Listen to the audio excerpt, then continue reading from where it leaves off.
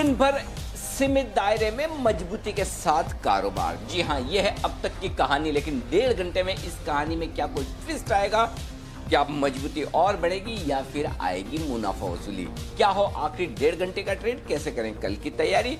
ये है focus final trade का। आप सबका स्वागत है, नमस्कार, मैं हूं अनिल सिंघवी।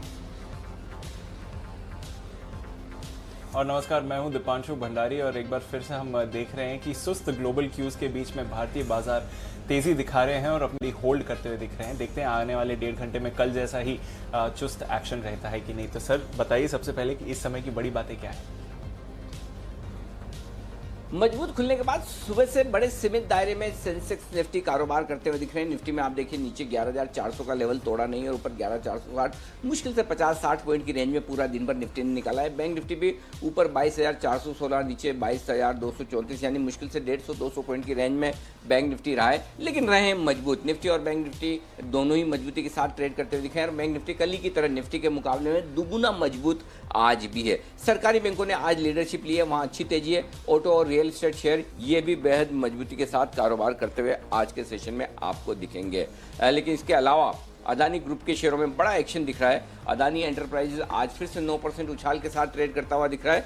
यूरोप के बाजारों में एकदम सुस्ती है। सुस्ती मतलब सुस्ती कहना गलत है, ऐसा लगता है कि सोए हुए हैं और डाउ फ्यूचर्स को कुछ करना ही नहीं है। जो कुछ करना है डाउ खुलने के बाद अमेरिका में रात को ही करेंगे। इस तरह का सिचुएशन इस वक्त दिख रहा है, यानी कि दुनिया भर के बाजारों से किसी तरह के कोई संकेत है ही नहीं, ना अच्छे ना बुरे। जी दीप। बिल्कुल, ना अच्छे ना बुरे। हमारी चाल तो सेपरेट ही रही है अनिल जी पिछले 2 दिनों में। और आज भी देखिए सर, सेक्टर रोटेशन भी है और सेक्टर पार्टिसिपेशन भी है। कई सारे मार्केट्स के सेक्टर्स आज पार्टिसिपेट भी करते हुए दिख रहे हैं और कई सारे स्टॉक्स में भी भरपूर एक्शन है। तो सवाल वही बनता है अनिल जी, जो ये रेंज होल्ड करी हुई है, इसका क्लोजिंग से क्या संकेत लेना चाहिए? क्योंकि कल एक्सपायरी है, तो उससे पहले थोड़ी नर्वसनेस आएगी या फिर लगता है कि ये 11,400 का लेवल और 22,250-300 का लेवल होल्ड करना चाहिए? पहली चीज तो दीप ये कि हमने ये मान रखा है, हमने मतलब हमारे बाजारों ने, कि दुनिया भर के बाजारों से no news means good news. अगर कोई खराब खबर ना आए, कोई खबर ना आए, खराब तो छोड़ दीजिए, कोई खबर ना आए, यानी कि दुनिया भर के बाजार कुछ ना करें तब भी हमारे लिए काफ़ी है। हम अपने दम पर कर लेंगे जो कुछ हमें करना है। और ये कॉन्फिडेंस कल आया है, परसों आया है कि भारतीय बाजारों ने दुनिया भर के बाजारों के मुकाबले में ज़्यादा बेहतर प्रदर्शन लंबे समय बाद करने की शुरुआत की है। तो no news means good news ये दिख रहा है। जहाँ तक आखिरी 1.5 घंटे का सवाल है, 11,400 11,500 ये क्लियर कट रेंज दिख रही है। ऐसा लग नहीं रहा कि 11,400 को तोड़ने की जल्दी में है और ऐसा भी नहीं लग रहा कि 11,500 के पार जाने की जल्दी है। तो बिल्कुल बीचों बीच मामला है। और उस लिहाज से शॉर्ट टर्म के लिहाज से देखें तो ये 100 पॉइंट की रेंज है। मीडियम टर्म के लिहाज से देखें तो आपको ट्रेंड पता ही है कि किस तरह से बाजार मजबूती के साथ ट्रेड कर रहा है। तो बाय ऑन डिप्स का मार्केट है। बैंक निफ्टी भी बिल्कुल ठीक वही है, 22,450 22,500 ऊपरी रेंज है, उसके आसपास आने की कोशिश कर रहा है और 22,500 के पार निकलेगा तो बड़ा एक्शन, बड़ी तेजी बनने की कोई संभावना बनेगी। तो ओवरऑल रेंज बाउंड मार्केट है, लेकिन इस रेंज में मजबूती के साथ बाजार टिके हैं और मजबूती के साथ कई सारे स्टॉक्स भी आपको एक्शन करते हुए दिखेंगे। ये एकदम साफ नजर आ रहा है। आइए इसी मजबूती को और आगे बढ़ाते हैं।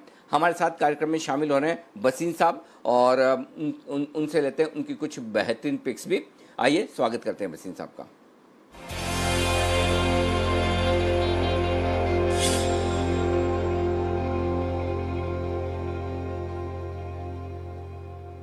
वसीम साहब स्वागत है आपका। आपका एक और स्टॉक गोदरेज प्रॉपर्टी आज कमाल कर गया, 950 के टारगेट हैं उसकी तरफ तेजी से बढ़ता हुआ नजर आ रहा है। बताएं सर उसके बारे में भी और बाकी स्टॉक्स के बारे में जो आप अपडेट देना चाहें।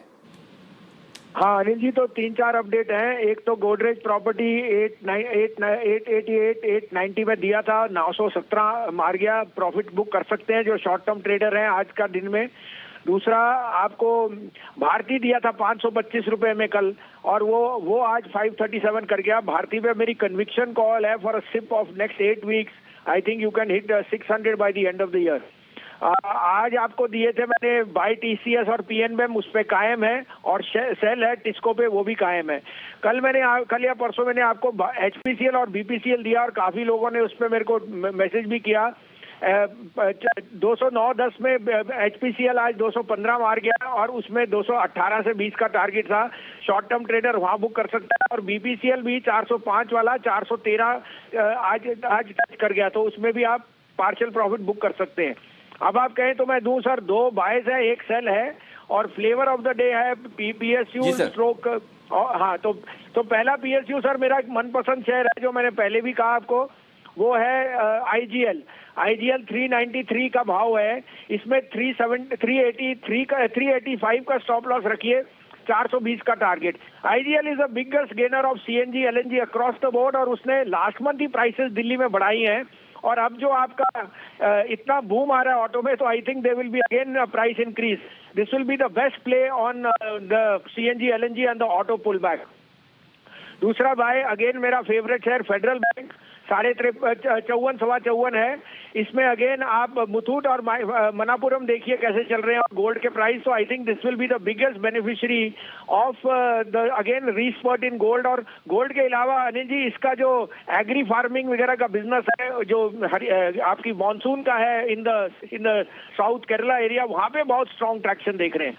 तो both these are the buy. Sell इसके सामने अगेन मेटल्स में मैं थोड़ा सा कॉशियस हूं because of a stronger dollar.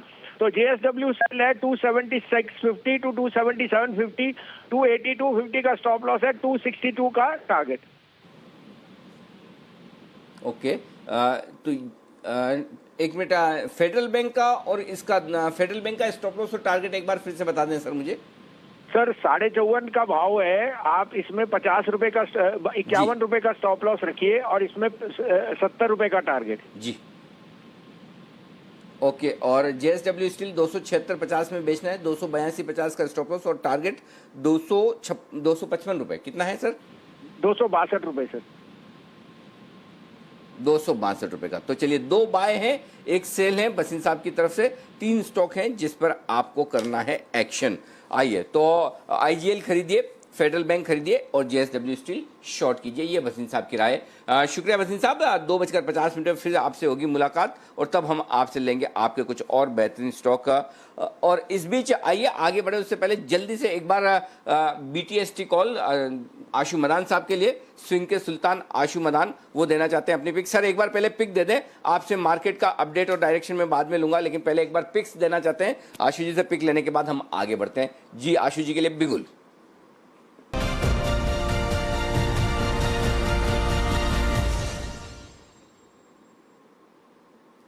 बताएं आशु सर। अनिल जी, बाइंग करनी है इंडस बैंक फ्यूचर में। अभी हमने अपने क्लाइंट्स को थोड़ी देर पहले अनिल जी 527 रुपए में दिया है, तो अभी 2 रुपए ऊपर है, कुछ ज्यादा नहीं है। 10 रुपए का स्टॉप लॉस रखना है 515 का, और 560 का टारगेट है। सो अनिल जी, जिस तरह से बैंक्स ओवरऑल परफॉर्म कर रहे हैं, एजीआर का वर्डिक्ट भी आना है, और जो मार्केट में अनिल जी पकड़ है वो बहुत अच्छी बनी हुई है। उसमें सबसे इंपॉर्टेंट चीज है अनिल जी, जो 2-3 स्टॉक इस एक्सपायरी के ओवरबॉट थे, स्टेट बैंक, आईसीआईसीआई बैंक, वो जब जिस तरह का चीजें दिखा रहे हैं, जिस तरह का रुख दिखा रहे हैं, तो ये एक इनहेरेंट स्ट्रेंथ दिखा रहा है मार्केट में अनिल जी। और जिस तरह से 11,375 को पार करके भी निफ्टी खड़ा हो गया है, तो ऊपर के घर आने के चांसेस बहुत ज्यादा हैं। तो उसमें सिलेक्ट स्टॉक्स हैं, उनमें आउट परफॉर्मेंस अभी भी देखने को मिल सकती है, और वो बैंक्स में दिख रही है।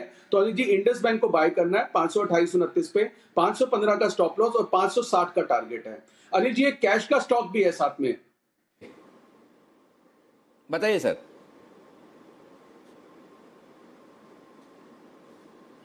अनिल जी, कैश का जो स्टॉक है, हमने जिस तरह से रियल एस्टेट में देखा, अगर आपको ध्यान हो अनिल जी, पिछले हफ्ते एक डीएलएफ में बाइंग दी थी और कहा था डिलीवरी उठा के रखनी है, 170 का टारगेट आएगा और ऊपर भी जा सकता है कि worst is over for DLF. और मुझे लगता है अनिल जी, अब जो हमने रिसर्च से कॉल दी है अपने क्लाइंट्स को 255-60 की रेंज में सोबा डेवलपर्स के लिए दी है। सोबा डेवलपर 255-60, ये 5 रुपए का स्प्रेड 260 के आसपास चल रहा है। और अनिल जी, 15 रुपए का स्टॉप लॉस है इसमें, नहीं 20 रुपए का, 240 का स्टॉप लॉस है और 300 रुपए का टारगेट है सोबा में। ये कैश का स्टॉक है अनिल जी, डिलीवरी के लिए रिकमेंडेशन है। ओके, तो ये है आपके लिए राय खरीदारी करने के लिए आज से। इंडसइंड बैंक यहां पर खरीदे 515 का स्टॉप लॉस 560 के टारगेट के लिए, और दूसरा खरीदे आप शोभा डेवलपर्स 240 का स्टॉप लॉस 300 के टारगेट के लिए।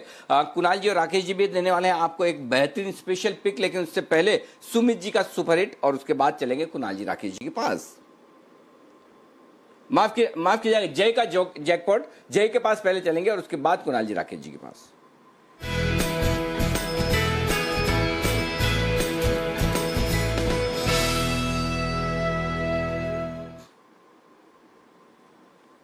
बताएं Jai. Good afternoon to you Anil ji. Anil ji, खरीदना है तुरंत। मैं कहूंगा कि रिलायंस का 2160 का कॉल ऑप्शन। रिलायंस में अब मुझे ऐसा लग रहा है कि फाइनली एक ब्रेकआउट आने पे है, और ये जो कंसोलिडेशन इतने टाइम से हम देखते आ रहे, अब ये फाइनली ब्रेकआउट देना चाहिए। तो 2160 का कॉल ऑप्शन इसका अनिल जी खरीदना है 57-58 की रेंज में, 57 टू 58 की रेंज में इसको खरीदना है। इसमें अनिल जी हम स्टॉप लॉस रखेंगे नीचे 38 का, 20 पॉइंट का 38 का स्टॉप लॉस रहेगा। ऊपर में पहला टारगेट 1:2 के हिसाब से अगर हम देखें तो 78 का रहेगा एनर्जी, और दूसरा टारगेट जो बनकर आ रहा है that comes to near about 91। तो 78 एंड 91 ये दो टारगेट्स के लिए रिलायंस का 2160 का कॉल ऑप्शन खरीद के चलना है। बहुत ही ब्यूटीफुली मैं कहूंगा कि एक साइडवेज चैनल में से ये स्टॉक में ब्रेकआउट आ रहा है, और निफ्टी ने ऑलरेडी 11,400 के ऊपर एनर्जी ब्रेकआउट दिया है। और अब अगर यहाँ से रिलायंस भी सपोर्ट कर जाता है अगर, तो मैं कहूंगा फिर तो हमारे जो टारगेट है 11,500 550 के वो इजीली हासिल हो जाना चाहिए निफ्टी में। सो ये पहला रिकमेंडेशन है। ओके, तो ये है आपके लिए राय। रिलायंस का कॉल ऑप्शन खरीदें 58 रुपए के आसपास। 2160 का at the money call option है। 38 का स्टॉप लॉस, 78 और 91 के टारगेट के लिए। आइए कुणाल जी और राकेश जी के लिए एक स्पेशल बिगोल, और स्पेशल इसलिए है कि वो बड़े दिनों बाद एक एल्गो ट्रेड लेकर आए हैं कुणाल जी और राकेश जी। तो एल्गो ट्रेड के लिए कुणाल जी और राकेश जी के पास चलते हैं। वक्त है आर के चार्ट कॉर्नर का।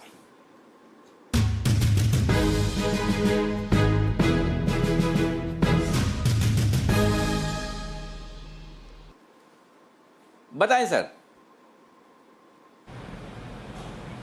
देखिए अनिल जी, एल्गो इसलिए है, टेक्नो फंडा इसलिए नहीं है क्योंकि पूरे फंडामेंटल अभी तक पढ़ नहीं पाया है। उससे पहले एक बड़े वाला ब्रेकआउट पॉजिटिव क्रॉसओवर देखने को मिल रहा है। स्टॉक है अवंती फीड्स, इसमें एक मच अवेटेड रिवर्सल देखने को मिल रहा है। मैं और कुणाल जी दोनों इसके फंडामेंटल्स पढ़ रहे हैं। इस बार कुणाल जी थोड़ा सा फंडामेंटल पे हाईलाइट करेंगे। टेक्निकली एक क्लियर रिवर्सल है। 27 अगस्त को नतीजे हैं और नतीजे बेहतर रहने की उम्मीद है। जैसे बैंकिस के नतीजे बेटर आए थे, बेटर देन मार्केट एक्सपेक्टेशन आए हैं। यहां पर भी मार्केट उम्मीद कर रहा है कि रिजल्ट्स बेटर होंगे। 90 करोड़ का पैट मार्केट मान के चल रहा है। ओवर टू कुणाल जी। देखिए अनिल जी, सबसे पहले तो टेक्निकल चार्ट्स पर हमारी एल्गो पर इस पर खरीदारी की राय आ रही है। उसकी वजह है कि इसमें एक पैटर्न बना है जिसको बुलिश सॉसर पैटर्न कहते हैं। ब्रेकआउट आता हुआ नजर आ रहा है, तो ये स्टॉक बहुत तेजी दिखाएगा। दूसरी चीज अनिल जी ये है कि 10 साल से कंपनी लगातार ग्रो कर रही है और उसके बावजूद भी कैश जनरेट कर रही है। तो बड़े कैश पर बैठी है कंपनी। ब्रेकआउट आता हुआ चार्ट पर नजर आ रहा है, तो हर लिहाज से बेहतरीन ट्रेड है।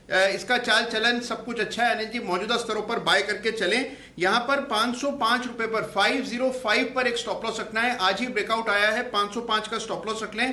पहला टारगेट 535 रुपए का, 535 का पहला टारगेट, 545 रुपए का इवेंचुअल टारगेट। तो 505 के स्टॉप लॉस से बाय करें। 535, 545 ये दो टारगेट्स होंगे। ओके, तो दो बड़े टारगेट के लिए करें खरीदारी। अवंती फीड्स में आइए, अब वक्त है वागले का वंडर देखने का।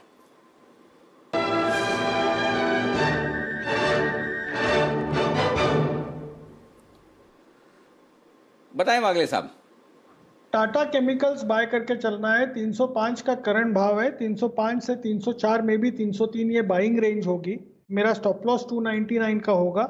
312 का मेरा पहला टारगेट है जो शायद आज या कल मॉर्निंग तक आ सकता है, और 320 का दूसरा टारगेट है जो 1 से 2 दिनों में आ सकता है।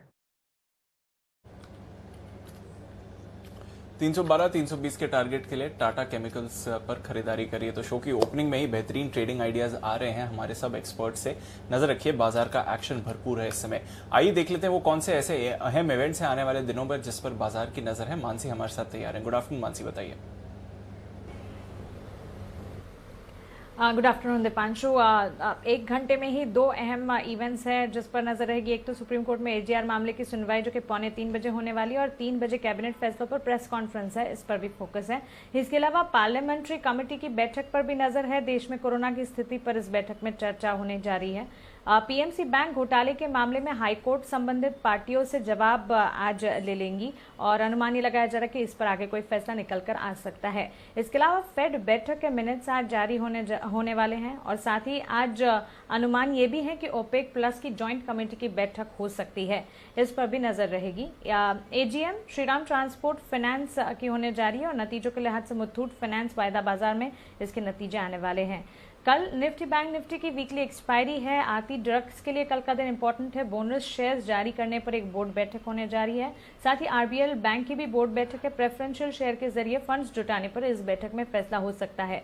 आरबीआई मॉनेटरी पॉलिसी कमेटी की बैठक के मिनट्स जारी होने वाले हैं कल के दिन, और नतीजों के लिहाज से कैश स्पेस की एक लंबी लिस्ट है जिसके नंबर्स आएंगे Lincoln Pharma, McDowell Holding, Electrotherm India, Sheela Foam जैसी कंपनियों के नंबर्स आते हुए दिखेंगे। शुक्रवार का दिन 21 अगस्त डिक्सन टेक्नोलॉजीज की पूंजी जुटाने पर एक बोर्ड बैठक होने जा रही है।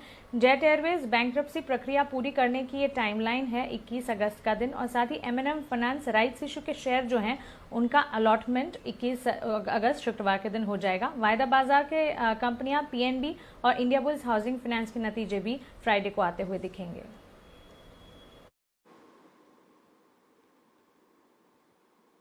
ओके, तो ये है आपके लिए वो तमाम ट्रिगर्स जिन पर आपको करना है फोकस करना है आपको एक और बड़ी और एक्सक्लूसिव खबर पर, जो इस वक्त लेकर आ रही हैं हमारी एग्जीक्यूटिव एडिटर स्वाति खंडेलवाल, और ये खबर जुड़ी है डाइवेस्टमेंट को लेकर। आइए चलते हैं सीधे स्वाति के पास और जानते हैं कौन सी है वो बड़ी खबर जिस पर आपको रखनी है नजर। स्वाति, बताइए।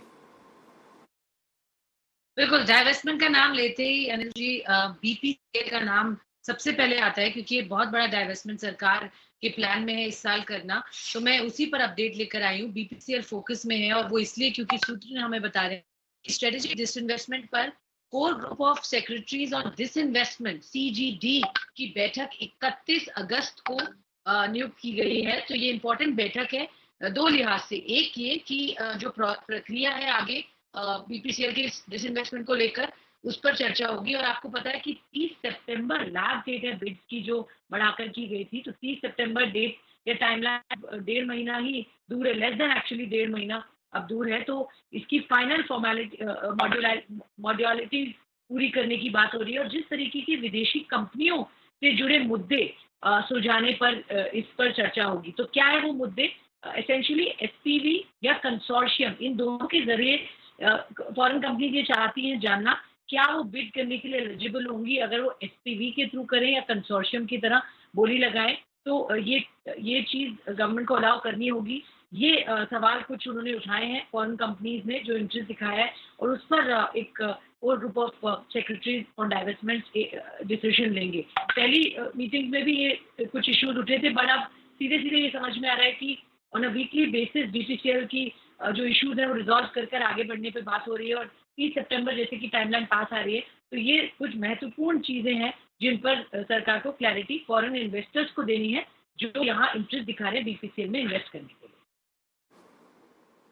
ओके, तो आप ये कह रहे हैं स्वाति कि 21 अगस्त को काफ़ी कुछ मामले जो बीपीसीएल के डाइवेस्टमेंट से इस लिहाज से जुड़े हुए हैं कि जो कुछ भी टेक्निकल इश्यूज हैं, जहां पर भी सफाई चाहिए बिडिंग करने वाली कंपनियों को, विदेशी निवेशकों को, क्या उनका समाधान किया जाएगा, उन पर विचार किया जाएगा? क्या कुछ आगे बात कहाँ बढ़ने वाली है वो बताइए।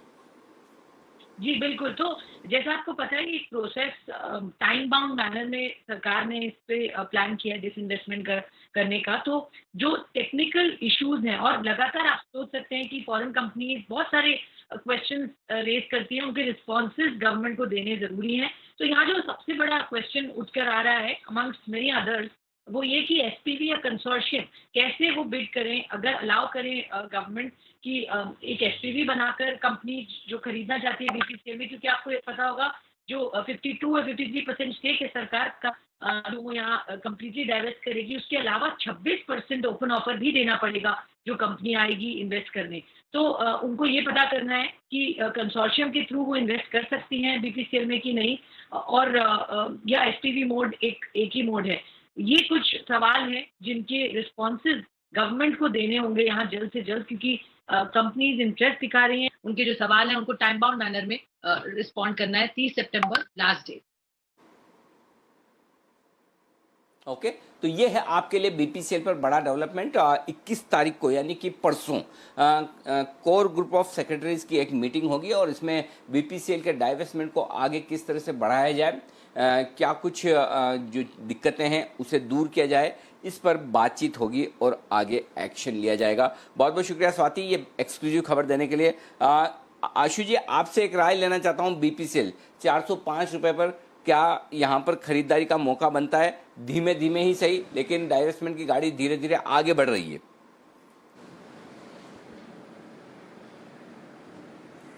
अनिल जी, ये लास्ट वीक भी आपने पूछा था, तब भी मैंने कहा था कि इंस्पाइट ऑफ बीपीसीएल अच्छा लगता है, लेकिन इस महीने के लिए वो मुझे लगता है कि मूवमेंट बहुत ज्यादा नहीं देगा, बट यस धीमे धीमे जरूर। तो अनिल जी, इसमें आप एक बुल स्प्रेड जरूर बना सकते हैं और closer to the expiry premiums बहुत कम हो जाते हैं, मींस आईवीज अच्छी फेवरेबल हो जाती हैं। तो आपको अनिल जी, हमने एक पहले भी स्प्रेड बनाया था, अभी भी स्प्रेड बना के बीपीसीएल में वो ट्राई जरूर कर सकते हैं। लेकिन क्या होता है अनिल जी, बीपीसीएल ऐसा स्टॉक है कि पिछले एक्सपायरी में भी मुझे ध्यान है कि वेडनेसडे को, मैं मंथली एक्सपायरी की बात कर रहा हूँ, वेडनेसडे को भाव था 455 रुपए और थर्सडे को एक्सपायरी कटी थी 415 रुपए की। तो 40 रुपए निकल जाता है इसके अंदर जब ये ओवरबॉट होता है किसी वजह से, और इवेंट ये एक ही है इसी डाइवेस्टमेंट की वजह से। तो अनिल जी, मेरी राय है स्ट्रिक्टली ऑप्शन के थ्रू ट्रेड करना चाहिए, 1:1 का बुल स्प्रेड बनाना चाहिए, इन द मनी कॉल लेनी चाहिए 400 की, और ऊपर की कॉल 420 की या 30 की बेच देनी चाहिए। अगर अप मूव आएगा तो आप उसका बेनिफिट भी मिलेगा, लेकिन अप मूव अभी इतना बड़ा नहीं आएगा क्योंकि ये न्यूज पॉजिटिव पिछले हफ्ते से चल रही है, स्वाति ने लास्ट वीक भी शेयर करी थी।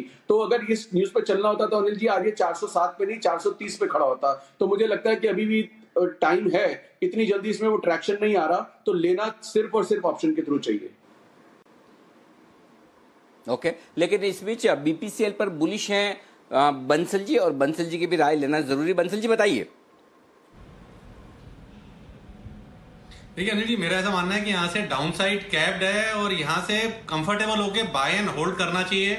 बहुत ज्यादा अनिल जी कंजर्वेटिव हो जाए तो 2 से 3 महीने में 30% की रिटर्न मुमकिन है, और बीपीसीएल जैसा इंडेक्स का काउंटर अगर 30% की return with safety, with margin of safety, with limited downside potential देने का दमखम रखता है, तो इसको छोड़ना नहीं चाहिए, इसको मस्ट बाय है इन स्तरों पर। और इसमें री रेटिंग देखने को मिलेगी, जैसे स्वाति जी ने 2-3 बार कवर करा है। बट अनिल जी, हर बार तुरंत नहीं होता है, नथिंग ओवरनाइट, थोड़ा सा पेशेंस रखना पड़ता है और बीपीसीएल को मिस नहीं करना चाहिए। बाय करें 30% की रिटर्न के लिए मौजूदा स्तरों से। मजबूत रिटर्न्स दे सकता है, थोड़ा पेशेंस रखनी पड़ेगी जहां तक बीपीसीएल का सवाल है, पर खबरें भी अच्छी आ रही हैं और स्टॉक में एक्शन भी आपको आते हुए दिख सकता है। चलिए कुछ और स्टॉक्स जहां पर खबरें आ रही हैं उन पर भी नजर डाल देते हैं, ऐसे स्टॉक्स जो आज मार्केट्स खुलने के बाद एक्शन में आए हैं। संदीप हमारे साथ उस लिस्ट के साथ तैयार हैं, बताइए संदीप। Good afternoon Deepanshu. देखिए, सबसे पहले CSB bank, Catholic Syrian bank, इसके नतीजे आए थे, नंबर्स शानदार थे, घाटे से मुनाफे में आया ये बैंक। करीब 60 करोड़ का घाटा था, उसके सामने 54 करोड़ रुपए का मुनाफा बुक किया है इन्होंने। और ग्रॉस एनपीए में भी आप देखिए कमी आई है, 3.54% थे 3.51% आए हैं। प्रोविजनिंग बढ़ी है कोरोना की वजह से, लेकिन उसका इंपैक्ट नहीं है स्टॉक पे ज़्यादा, और स्टॉक पॉजिटिवली रिएक्ट करता हुआ दिख रहा है। आज चीनी शेयरों पर भी नजर रखिए, जी बिजनेस की जो खबर है उसके ऊपर मुहर लगी है। जो एफआरपी यानी कि जो फेयर एंड रेम्युनरेटिव प्राइस है, गन्ने की जो कीमतें हैं उसको 10 रुपये प्रति क्विंटल से बढ़ाने की जो मंजूरी है वो कैबिनेट की ओर से आती हुई दिखी है। उसका एक्शन आज जो चीनी स्टॉक्स हैं उनमें साफ तौर पे देखने को मिला है। डॉक्टर रेड्डीज, आज कंपनी की ओर से ये अपडेट आया कि भारत में इन्होंने जो फेविपिराविर दवा है उसको लॉन्च कर दिया है। कोविड में इसका इस्तेमाल होता है, एविगन के नाम से इसको लॉन्च किया गया है। 99 रुपीज़ प्रति 200 mg ये जो प्राइसिंग है वो कंपनी की ओर से तय की गई है, और 400 mg की जो क्षमता वाली दवा है उसके ऊपर कंपनी काम कर रही है अभी। इसके अलावा एक एक्सक्लूसिव खबर है जी बिजनेस की, जिसके मुताबिक चीन से और हांगकॉन्ग से जो इम्पोर्टेड फैब्रिक है, फ्लेक्स फैब्रिक जिसे अब लिनिन के नाम से भी जानते हैं, उसके ऊपर जो इम्पोर्ट ड्यूटी उसे बढ़ा दिया गया है। चीन से इम्पोर्टेड जो लिनिन है उसके ऊपर ड्यूटी बढ़ाकर $2.36 प्रति मीटर की गई है, और हांगकांग से जो इंपोर्ट होता है ये लिनिन उसके ऊपर $1.14 प्रति मीटर तक ये जो ड्यूटी है उसे बढ़ाकर कर दिया गया है। तो इससे आप देखिए जो टेक्सटाइल स्टॉक्स है, रेमंड, अरविंद जैसे, बॉम्बे डाइंग जैसे, उनमें आज एक्शन देखने को मिल रहा है। आईओसी, यहाँ पे एक अच्छी खबर आई है कि इनको मॉरिशस को ये करीब 7.25 लाख टन फ्यूल बेचेगी, जिसमें पेट्रोल, डीजल, जेट फ्यूल और मरीन फ्यूल शामिल है। अच्छे खासे प्रीमियम पे ये जो फ्यूल्स हैं वो मॉरिशस को बेचे जाएंगे। उसका जो इम्पैक्ट है पॉजिटिव साइड पे आईओसी के स्टॉक में भी देखने को मिल रहा है। और कुछ ब्लॉक डील्स आखिर में आपको बता दूं, कैस्ट्रॉल में 15.5 लाख शेयरों का सौदा हुआ है, और अशोक लेलैंड में 47 लाख से ज्यादा शेयर आज के सेशन में ट्रेड होते हुए दिखे हैं। 70 रुपये 20 पैसे, 70 रुपये 50 पैसे। और एसबीआई में भी 20 लाख शेयरों से ज्यादा के सौदे हुए हैं, 199 से 200 रुपये ये रेंज है जिसके बीच में एसबीआई में सौदे हुए हैं। ओके, ये हैं आपके लिए कुछ स्टॉक्स। आज सुबह हमने एसबीआई में एक स्पाइक भी आते हुए देखा था। वैसे भी आज पीएसयू बैंक के लिए अच्छा दिन है, और एसबीआई में एक ब्लॉक डील भी होती हुई दिखी है, तो उसकी वजह से भी आपको एक्शन आते हुए दिख रहा है। बहुत बहुत शुक्रिया संदीप, ये सारे स्टॉक्स हमारे साथ शेयर करने के लिए। किरण जी, आपकी और वागले साहब की आज सुबह की कॉल। सेंचुरी टेक्सटाइल्स शानदार तेजी है, अब फ्रेश खरीदारी इसमें आते हुए देख रहे हैं। 8.5% ऊपर स्टॉक दिख रहा है और डेज हाई पर है इस समय। बताइए सर, और कितना ऊपर जा सकता है? आपके पहले टारगेट के आने की तैयारी में है, अभी थोड़ा दूर है, बट काफी अच्छी तेजी ऑलरेडी आ गई है। और तेजी देख रहे हैं? बिल्कुल, चार्ट पैटर्न बहुत स्ट्रांग है, ओपन इंटरेस्ट काफी स्ट्रांग है, उसके साथ आज के वॉल्यूम देखिए दीप। पिछले अगर हम थोड़ा सा लंबा नजरिया भी लेते हैं तो इतने अच्छे वॉल्यूम्स लगभग एक साल पहले भी नहीं आए थे। तो एक साल के बाद इतने बड़े वॉल्यूम्स आते नजर आ रहे हैं। तो मेरा 350 का टारगेट है 48-50 के आसपास के, वो तो अचीव होना ही चाहिए। पर मेरा मानना है कि अगर लंबा नजरिया रखते हैं, जो वॉल्यूम्स है, जो डिमांड देखने को मिल रहा है, मेरा मानना है कि इसके ऊपर के लेवल्स भी देखने को मिलेंगे अगर आपकी पोजिशनल व्यू है। मेरा मानना है कि जो अगर 350 के ऊपर की आज क्लोजिंग मिलती है तो नेक्स्ट लेवल ऑफ रेजिस्टेंस जो आती है वो लगभग 375-376 की है, जहां पे वापस एक बार रिव्यू लेने की सलाह होगी। ये जो ब्रेकआउट है दीप, ये बहुत ही लंबा चार्ट पैटर्न है। जो मार्च के बॉटम्स थे उधर से जो ट्रायंगुलर पैटर्न का ब्रेकआउट है, यानी पूरा कंसोलिडेशन का आज ब्रेकआउट मिला है। तो मेरा मानना है कि इसकी इंटेंसिटी, इंपैक्ट इंटेंसिटी बहुत बड़ी होनी चाहिए। ये प्राइमरी टारगेट्स की बात कर रहा हूं जो पोजिशनल है 1-2 दिन के, पर मेरा मानना है कि अगर हम डिलीवरी मार्क करते तो उससे भी बड़े टारगेट्स देखने को मिलेंगे। हम आते दिनों में उसके ऊपर रिव्यू बिल्कुल लेते नजर आएंगे। ओके, तो ये है आपके लिए सेंचुरी टेक्सटाइल्स पर आए। आइए अब बिगुल जय के लिए, जय का जैकपॉट आपके लिए।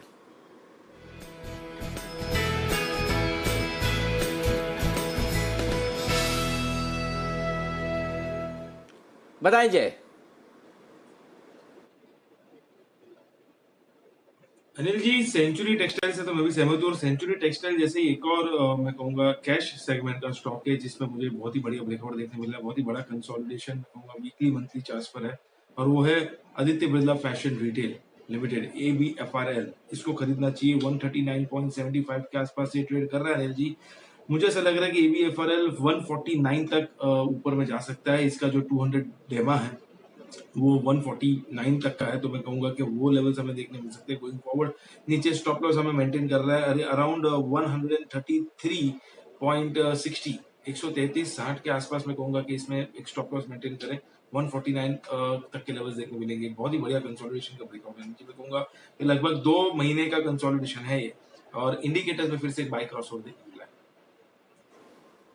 ओके, तो ये है जय की तरफ से 140 रुपए के आसपास AB फैशन खरीदने की राय, 133.60 का स्टॉप लॉस, 149 का टारगेट। आइए अब आशु सर की तरफ से एक बार लेते हैं उनके कॉल्स का और अपडेट और स्प्रेड का भी। बताएं सर।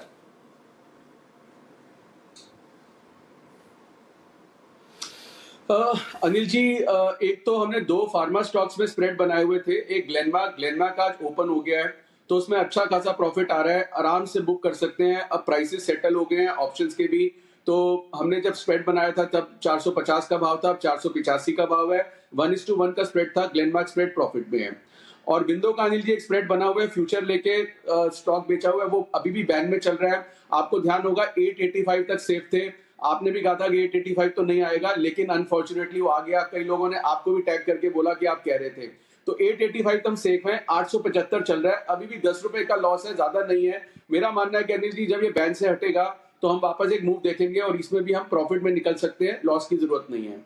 तीसरा अपडेट अनिल जी, 2 दिन पहले ICICI बैंक की सेल कॉल दी थी 5 रुपए के स्टॉप लॉस से 365 का, वो स्टॉप लॉस हो गया। और जो मैंने अभी भी बोला अनिल जी, जो इस हफ्ते की इस एक्सपायरी की स्ट्रेंथ ये दिख रही है, जो weak stocks in the sense जो ओवरबॉट स्टॉक्स थे, जैसे 200 रुपए के ऊपर स्टेट बैंक वाला 190 के अराउंड, उनमें जिस तरह की मूवमेंट देखी है तो स्ट्रेंथ बहुत अच्छी दिख रही है, उसमें एक स्टॉप लॉस हो गया। तीसरा लास्टली अनिल जी, जो एक सबसे बड़ा अपडेट जो मुझे लगता है कि अपडेट मुझे हर हफ्ते देना पड़ता है, जैसे मेरी आंसरेबिलिटी भारती के लिए सुनील मित्तल से भी ज्यादा है। तो अनिल जी एक स्प्रेड बना था 560-540 का, जो 518 तक सेफ था, और मैं कहता था 518-20 में मैं डिलीवरी के लिए उनको रेकमेंड कर रहा हूं जिनको लेनी है, डिलीवरी लेके रख लेंगे तो भी अगले 1-2 महीने में अच्छे भाव आ जाएंगे, जाने में नहीं है। लेकिन जब वो 520-25 आता है तो अनिल जी सब लोग बहुत जिटरी हो जाते हैं कि तो लॉस में आ गया, ये हो गया, वो हो गया। जब पहले बोला है कि 520 पे लेने वालों के लिए है, तो अनिल जी वहां से एक अच्छा हमने बाउंस बैक देखा है। धीरे धीरे भारतीय में स्प्रेड स्ट्रेंथ वापस आ रही है। और अनिल जी जो भी मुझसे पूछता है कि 560-70 में जिन्होंने क्लियर लिया हुआ है, हमने स्प्रेड बोलते हैं, लेकिन आई डोंट ब्लेम एनीबडी कि अगर मैं कोई खराब बोल रहा हूँ स्प्रेड से या कोई अच्छा बोल रहा हूँ स्प्रेड से, तो कुछ लोग अपने आप को फ्यूचर में करेंगे, लेकिन एक नॉर्मल बात है। तो उन्होंने लिया, तो उनको मैं बार बार कहता हूँ 560 या 570 की कॉल्स बेच दीजिए, 1 महीना बेचनी पड़ेंगी, 2 महीने बेचनी पड़ेंगी, सारे भाव आ जाएंगे। तो भारतीय में कोई ओवरऑल लंबी चौड़ी टेंशन लेने की जरूरत नहीं है। तो अनिल जी भारतीय के लिए बहुत लोग मुझसे पूछते हैं, जैसे मैंने बोला कि मेरी आंसरेबिलिटी सबसे ज्यादा है, तो मैंने कहा मैं अपना पूरा व्यू बता दूं उसमें।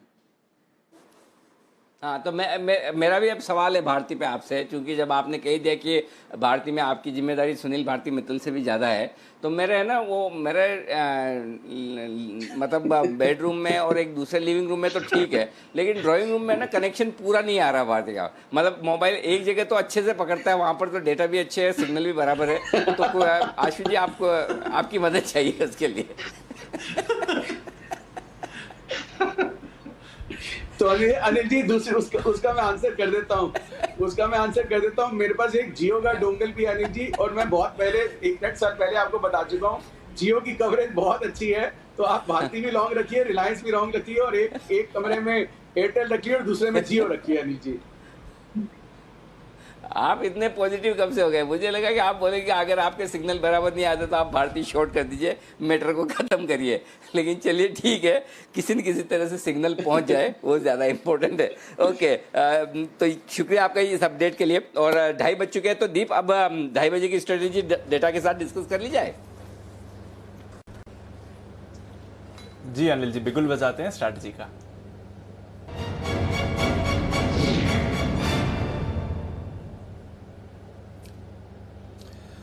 अनिल जी, कल की तरह आज भी ग्लोबल क्यूज तो थोड़ी सुस्ती हैं। डाउ फ्यूचर्स एकदम सपाट है सर, कहीं नहीं जा रहे हैं। आज सुबह से हमने एक बहुत ही छोटी रेंज में ट्रेड देखा है। नास्डैक फ्यूचर्स पर कुछ नहीं चल रहा। यूरोप के बाजार कल की आधे से 1% की गिरावट के बाद आज पॉजिटिव तो जरूर खुले हैं, बट बहुत ही कम गेन्स आती हुई दिख रही हैं। थोड़े वॉल्यूम्स भी वहां पर कम है, तो ज्यादा बदलाव यूरोप के बाजार का भी नहीं है। एशिया की थोड़ी मिलीजुली क्लोजिंग आती हुई दिखी थी। हांगकांग जहां पर मॉर्निंग सेशन आज बंद हो गया था टाइफून वार्निंग की वजह से, वो तकरीबन 0.25% की गिरावट के साथ बंद हुआ, बट ज्यादा एक्शन यहां पर भी नहीं रहा। तो ग्लोबल क्यूज तो सुस्ती है सर, पर बताइए जो आज अच्छी गेन्स फिर से आई हैं उनमें क्या करना चाहिए? ओके, देखो ग्लोबल मार्केट का दीप जहां तक सवाल नहीं है, सुस्ती रहने दो इनको। चुस्त ना भी हो तो चलेगा, बस कमजोर नहीं होने चाहिए, इन्हें वीकनेस फील नहीं करनी चाहिए। सुस्ती फील करें तब तक ठीक है कि भाई चलो पड़े हैं, मतलब उठ के काम करने का मन नहीं है, तब तक ठीक है। ये ना होना चाहिए कि भाई हमें बूस्टर डोज की जरूरत है, कमजोर हो रहे हैं। तो हमारे लिए न्यूट्रल ग्लोबल संकेत ही काफी है इस वक्त। आइए अब डेटा बेहद इंटरेस्टिंग बनते हुए दिख रहे हैं, और वो ये है दीप के 11,400 आज दिन के लिए बड़ा मजबूत सपोर्ट, और ऐसा लग रहा है कि ये टूटना नहीं चाहिए। क्योंकि 11,400 के पुट पर 25 लाख शेयर आज जुड़े हैं, और कुल मिलाकर है 38 लाख शेयरों का ओपन इंटरेस्ट। ऑलमोस्ट हाईएस्ट समझ लीजिए, क्योंकि हाईएस्ट 11,300 पर है, 40 लाख शेयर, तो 40 और 38 लाख शेयरों में कोई खास फर्क नहीं पड़ता। तो एक तरह से आप 11,400 के पुट पर हाईएस्ट ओपन इंटरेस्ट मानकर चलिए, और उसमें भी 25 लाख शेयर आज ही है, तो 11,400 टूटेगा नहीं क्लोजिंग तक, ये संभावना पूरी है। और ज्यादा आपको सेफ्टी चाहिए तो 11,375, 11,400 ये मजबूत सपोर्ट जोन है आज के लिए, और इसे स्टॉप लॉस समझकर आप कर सकते हैं खरीदारी। आज का लो भी 11,404 है, तो मुझे नहीं लगता, हाँ 11,375 टूटे तो फिर आपके लिए समस्या होगी। तो 11,375, 11,400 ये आपका स्टॉप लॉस है। ऊपर की तरफ 11,475, 11,500 तक जाने की संभावना है। इससे ज्यादा की जगह इस वक्त दिख नहीं रही है, क्योंकि डेटा ये बता रहे हैं कि ऊपर 11,500 पार करना भी मुश्किल है। 38 लाख शेयरों का ओपन इंटरेस्ट वहां पर भी है। लेकिन एक चीज जो दीप अच्छी दिख रही है वो ये है कि 11,400 के कॉल में 33 लाख शेयर है, और ये कॉल राइटर्स अभी तक है ना मूड नहीं बना रहे हैं शॉर्ट काटने का। अभी भी आज 3 लाख शेयर यहाँ ऐड ही हुए हैं 11,400 के कॉल पर। आज पूरे दिन में एक भी बार 11,400 के नीचे नहीं गए, तो फिर कॉल राइटिंग का तो कोई सवाल ही नहीं उठता। उल्टा होना ये चाहिए कि आपके लिए कॉल्स में ओपन इंटरेस्ट कम हो। तो अभी भी कॉल राइटर कुछ तो सोच के बैठा है कि शायद एक मौका मिले, आज नहीं तो कल मिले, तो काटने को तैयार नहीं। कल 11,300 का कॉल काटने को तैयार नहीं थे, आज 11,400 का काटने को तैयार नहीं है, तो ये समस्या है। देखिए अब आप एक चीज देख लीजिए, 11,400, 11,450, जैसे जैसे आप 50 पॉइंट पार करेंगे कॉल राइटर्स और ऐड होते जाएंगे और उन्हें मजबूरी में आज नहीं तो कल एक्सपायरी की रेंज शॉर्ट काटनी पड़ेगी। तो अभी जो डेटा बना है इसको देखकर ये लगता है कि एक्सपायरी तक अनलेस कि ग्लोबल मार्केट में कोई कोहराम हो जाए, वो तो हमें आपको दिख नहीं रहा, उसकी संभावना नहीं दिखती है, बाजार गिरेगा नहीं। शॉर्ट कवरिंग ही बाजार को तगड़ा सहारा देने वाली है और 11,500 के दर्शन आज कल में आपको हो जाएंगे, ये मानकर चलिए। हाँ, 11,500 पार करेंगे या नहीं, इसके लिए ग्लोबल मार्केट के संकेत अच्छे चाहिए। अगर वो मजबूत मिले तो 11,500 पार करेंगे, नहीं तो 11,475 11,500 के टारगेट के लिए अभी भी आप अपनी तेजी की पोजीशन को होल्ड करें। 11,375 11,400 आता है तो वहां से फिर से खरीदारी करनी है। ये बात हुई निफ्टी की। अब आइए बैंक निफ्टी। बैंक निफ्टी अभी चल रहा है 22,350 के आसपास। 22,300 पर यहां पर आपके लिए 6 लाख शेयर हैं 22,300 के कॉल में, 6 लाख शेयर हैं 22,300 के पुट में, दोनों बराबरी का मामला है। और 22,400 के कॉल पर 7 लाख शेयर हैं और 22,200 के पुट पर 7 लाख शेयर। तो 22,200 से 22,400 ये छोटी ट्रेडिंग रेंज दिख रही है और थोड़ी सी बड़ी ट्रेडिंग रेंज लेना चाहें तो 22,000 से 22,500। अभी डेटा ये बता रहे हैं बैंक निफ्टी भले ही आपको मजबूत ज़्यादा दिख रहा है, लेकिन बैंक निफ्टी में अभी वो ताकत नहीं दिख रही कि 22,500 को आसानी से पार कर पाए। दीप देखिए, ये बड़ा इंटरेस्टिंग स्टेटमेंट मैं दे रहा हूँ। जहाँ निफ्टी में मुझे मजबूती ज़्यादा दिख रही है डेटा में, बैंक निफ्टी में ऊपर पे हल्की सी रुकावट दिख रही है। दोनों में बड़ा फर्क है। निफ्टी में जिस तरह से डेटा बन रहे हैं वो नीचे की तरफ सपोर्ट स्ट्रॉन्ग दे रहे हैं, बैंक निफ्टी में जिस तरह से डेटा बन रहे हैं वो ऊपर में रुकावट का इशारा कर रहे हैं। ये बहुत इंटरेस्टिंग है। जबकि बैंक निफ्टी डबल ऊपर है निफ्टी के मुकाबले में, 0.5% निफ्टी मजबूत है, बैंक निफ्टी 0.5% मजबूत है। ये मैं क्यों कह रहा हूं सुनिए।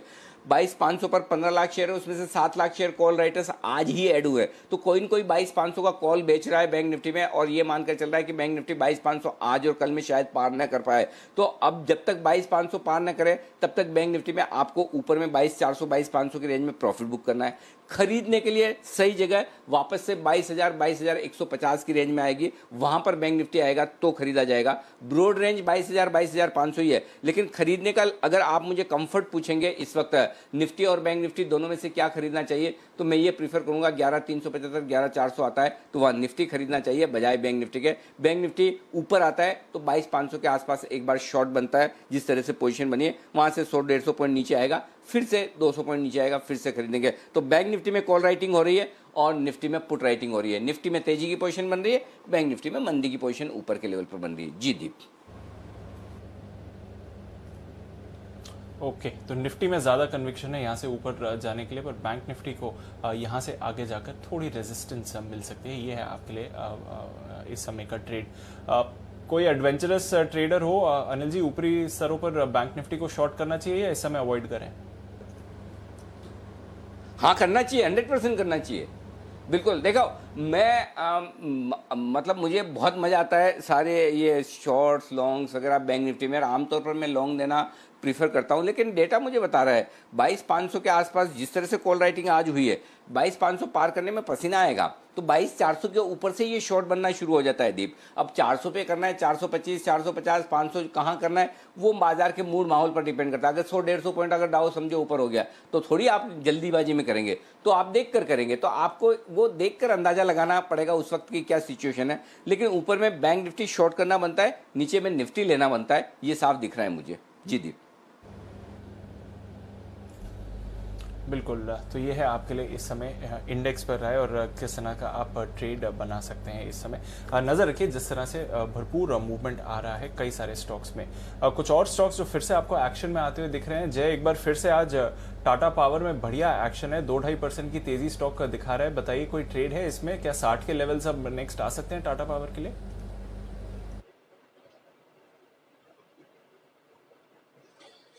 वेल दीप, मैं कहूंगा कि बिल्कुल पावर स्टॉक्स में बहुत ही एक अच्छी बढ़त हमें देखने मिली है और टाटा पावर भी लगभग जब से एक सिमेट्रिकल ट्रायंगल पैटर्न में से ब्रेकआउट किया था, इनफैक्ट हमने जो रेकमेंड भी किया था करीब 49-50 के आसपास, वहां से तो बहुत ही बढ़िया एक आ चुका है टाटा पावर में। अब ये लेवल से दीप मुझे रिस्क और इतना फेवरेबल नहीं लग रहा है। इनफैक्ट मैं ये कहूंगा दीप के अगर पावर रिलेटेड कोई स्टॉक में कोई इसे इन्वेस्टमेंट करना चाहिए तो CESC एक अच्छा लग रहा है मुझे, जो करीब अभी 600 के आसपास ट्रेड कर रहा है। मुझे ऐसा लग रहा है कि इसको खरीद के चल सकते हैं। लगभग 630 से 660 तक के लेवल से हमें CESC में देखने मिल सकते हैं। जहां तक टाटा पावर का सवाल है जी, मैं कहूंगा कि ऊपर में एक रेजिस्टेंस स्टॉक में अब बना हुआ है करीब 58.50 59 के आसपास। तो ये अगर थोड़ा बहुत हमें बिकवाली आया है, इसमें प्रॉफिट बुकिंग आया तो और फॉल में डीप में खरीदना है तो खरीद सकते हैं। As of now I would prefer CSC और टाटा पावर। तो ये है आपके लिए टाटा पावर पर राय। थोड़ी देर में मैं जय से पूछूंगा कुछ उनके बेहतरीन अपडेट्स भी, लेकिन उससे पहले एक्सपायरी का ऑप्शन तैयार है सुमित जी की तरफ से, और उसके बाद निफ्टी पर निशाना लगाने के लिए नितिन जी भी जुड़ेंगे। तो पहले सुमित जी के लिए बिगुल एक्सपायरी का ऑप्शन।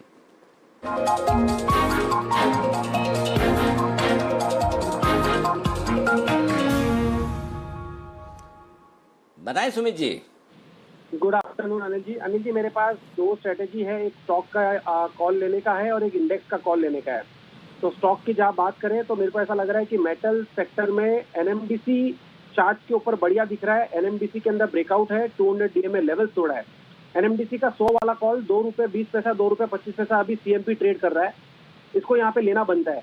एनएमडीसी ने पिछले 3 महीने के हाई ब्रेक किए हैं और सबसे बढ़िया बात है ये 200 DMA लेवल तोड़ रहा है। तो ऐसा लगता है कि एनएमडीसी यहाँ से ऊपर में ₹104 से लेके ₹108 तक का अपसाइड मूव जल्दी ही दिखाएगा। ऐसा होने पे ये जो 100 वाला कॉल है ये ऊपर में ₹4 से लेके ₹5.5 तक का अपसाइड मूव दिखा सकता है। ₹1.25 का इसके अंदर स्टॉप लॉस लगाना है। Buy NMDC 100 call at 2.25, stop loss 1.25, target ऊपर में ₹4 और ₹5.5। ये 2 से 3 दिनों में देखने को मिल सकता है। ओके, और स्टॉक का ये तो स्टॉक का हुआ, इंडेक्स का सर? हाँ, अब इंडेक्स में अनिल जी सुबह से मार्केट जब से खुला है तब से कंसोलिडेशन हमको देखने को मिल रहा है इंडेक्स के अंदर, लेकिन निफ्टी बहुत मजबूत है। निफ्टी में मेरे को ऐसा लग रहा है ये जो 11,430 के लेवल है, यहाँ से एक अच्छा खासा अपसाइड मूव आज और कल में देखने को मिलना चाहिए। हो सकता है नेक्स्ट 1 घंटे में देखने को मिले या कल देखने को मिले। इसके लिए निफ्टी का 11,450 का कॉल अभी ₹35-36 पे ट्रेड कर रहा है, इसको खरीदारी करें। निफ्टी 11,450 का कॉल खरीदारी करें, ₹10 का नीचे में इसमें स्टॉप लॉस लगाएं और कल तक के लिए ऊपर में ₹80 से लेकर ₹100 तक के टारगेट मान के चले। बाय करना है निफ्टी का 11,450 का कॉल। जैसे ही 11,450 के ऊपर निफ्टी सस्टेन करेगा तो 11,500 तक का बहुत शार्प मूव निफ्टी के अंदर देखने को मिलेगा। हो सकता है लास्ट के आधे घंटे में देखने को मिले या कल देखने को मिले। ओके, तो ये है आपके लिए निफ्टी पर 11,450 का कॉल ऑप्शन खरीदने की राय सुमित जी की तरफ से। 35 मिल गया, 80 का स्टॉप, एक मिनट, 100 का टारगेट है, 35। स्टॉप लॉस क्या है, ₹20 का? क्या ₹10 का अनिल जी, ₹10 का। ₹10 का, ओके ठीक है। ₹10 का स्टॉप लॉस है और ₹100 का टारगेट। ये है आपके 80 से 100 का टारगेट। 2 टारगेट रखिए, एक 80 का और दूसरा 100 का। ये है राय सुमित जी की तरफ से आती हुई निफ्टी पर। आइए देखते हैं, इंटरेस्टिंग है, निफ्टी बैंक निफ्टी को ऊपर लेके जाता है या बैंक निफ्टी फिर से निफ्टी को नीचे खींचता है। डेटा बड़े इंटरेस्टिंग बनते हुए दिख रहे हैं। डेटा का और ज्यादा विश्लेषण और बेहतरीन विश्लेषण थोड़ी देर में नितिन जी करेंगे, हमारे साथ जुड़ेंगे। लेकिन उससे पहले जय अपनी तरफ से कुछ अपडेट्स देना चाहते हैं। जय बताइए।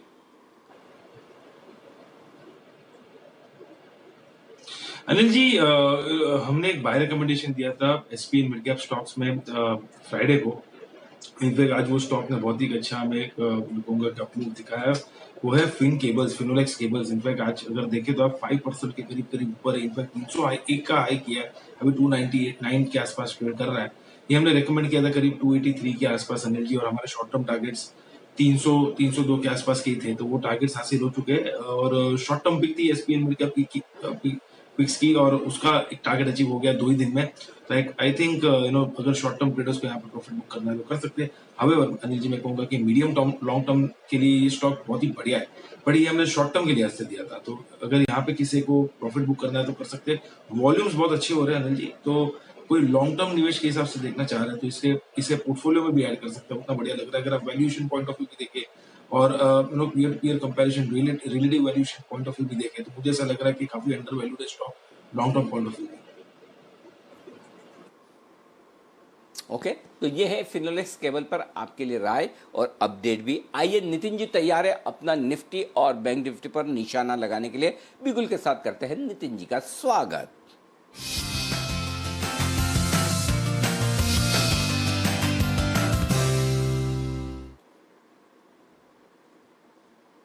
नितिन जी बताइए, क्या ट्रेड लेना चाहेंगे? अनिल जी, कल वीकली एक्सपायरी है और वीकली एक्सपायरी का डेटा ऐसा बन रहा है कि ये 11,400 से ऊपर एक्सपायरी होनी चाहिए और 11,500 के नीचे एक्सपायरी होनी चाहिए। ये रेंज बनने की कोशिश हो रही है। तो इस रेंज में अगर हम नेकेड अभी कॉल लेते हैं तो प्रीमियम बहुत ज्यादा है 11,400 की, क्योंकि 11,400 की कॉल ऑप्शन 65-70 है, तो ऊपर जाने का रूम बहुत ज्यादा नहीं है, इसलिए मैं उसको हेज करके स्ट्रेटजी लेना चाह रहा हूँ। 11,400 की कॉल ऑप्शन हम लेंगे एक, जो 67 में मुझे मिल रही है, और इस प्रीमियम को सेव करने के लिए 11,500 की 2 बेचेंगे, जो मेरी 19 से 20 रुपए में बिक रही है। तो इस प्रोसेस में कुल मिला के 28 रुपए का प्रीमियम लगता है। मैक्सिमम आपका जो रिस्क है वो 28 रुपीज का ही प्रीमियम का है। अगर मार्केट गिर जाती है तो 28 रुपए का आपको लॉस होगा, और इसमें भी हम स्टॉप लॉस रखेंगे कि ये 10 रुपए जब गैप रह जाए तो हम एग्जिट कर जाएंगे। अदरवाइज अगर 400 से 500 के बीच में होता है और अगर 500 की तरफ मार्केट चली जाती है तो आपको इस स्ट्रेटजी में 70-75 रुपीज का प्रॉफिट मिल सकता है।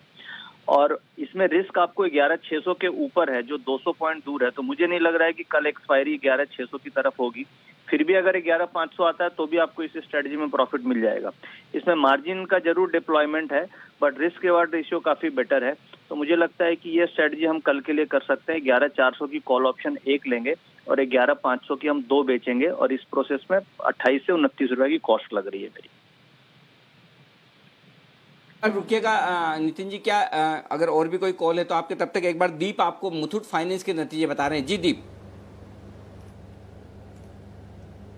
बिल्कुल अनिल जी, मुथूट फाइनेंस के नतीजे हमारी स्क्रीन पर फ्लैश करते हुए दिख रहे हैं। हमने इनकम का अनुमान लगाया है 2460 करोड़ के करीब, और मुनाफे का हमारा अनुमान है 860 करोड़ के करीब, और 840 करोड़ का मुनाफा है, तो अनुमान से थोड़ा नीचे है। बट अनिल जी, अगर कंपेरेबल पे देखें तो 530 करोड़ के मुनाफे के मुकाबले आपका 840 करोड़ रुपए का मुनाफा आया है, तो अच्छी बढ़त आपको मुनाफे में दिख रही है। अनुमान से हल्का नीचे है सर, बट ज्यादा डिफरेंस नहीं है, तो अच्छे ही नतीजे कहने पड़ेंगे, और लगभग अनुमान के मुताबिक ही आपको मुनाफे का फिगर आते हुए दिख रहा है। एक बार देखना पड़ेगा कि प्रोविजनिंग किस हिसाब से की गई है, वहां पर क्या चेंजेस आए हैं, क्योंकि ये की कंपेरेबल फिगर होगा। साथ ही सोने में तेजी की वजह से जो एसेट्स अंडर मैनेजमेंट है वहां पर सहारा मिलने वाला है, और जो गोल्ड लोन फिगर है ये भी काफी इंपॉर्टेंट होगा।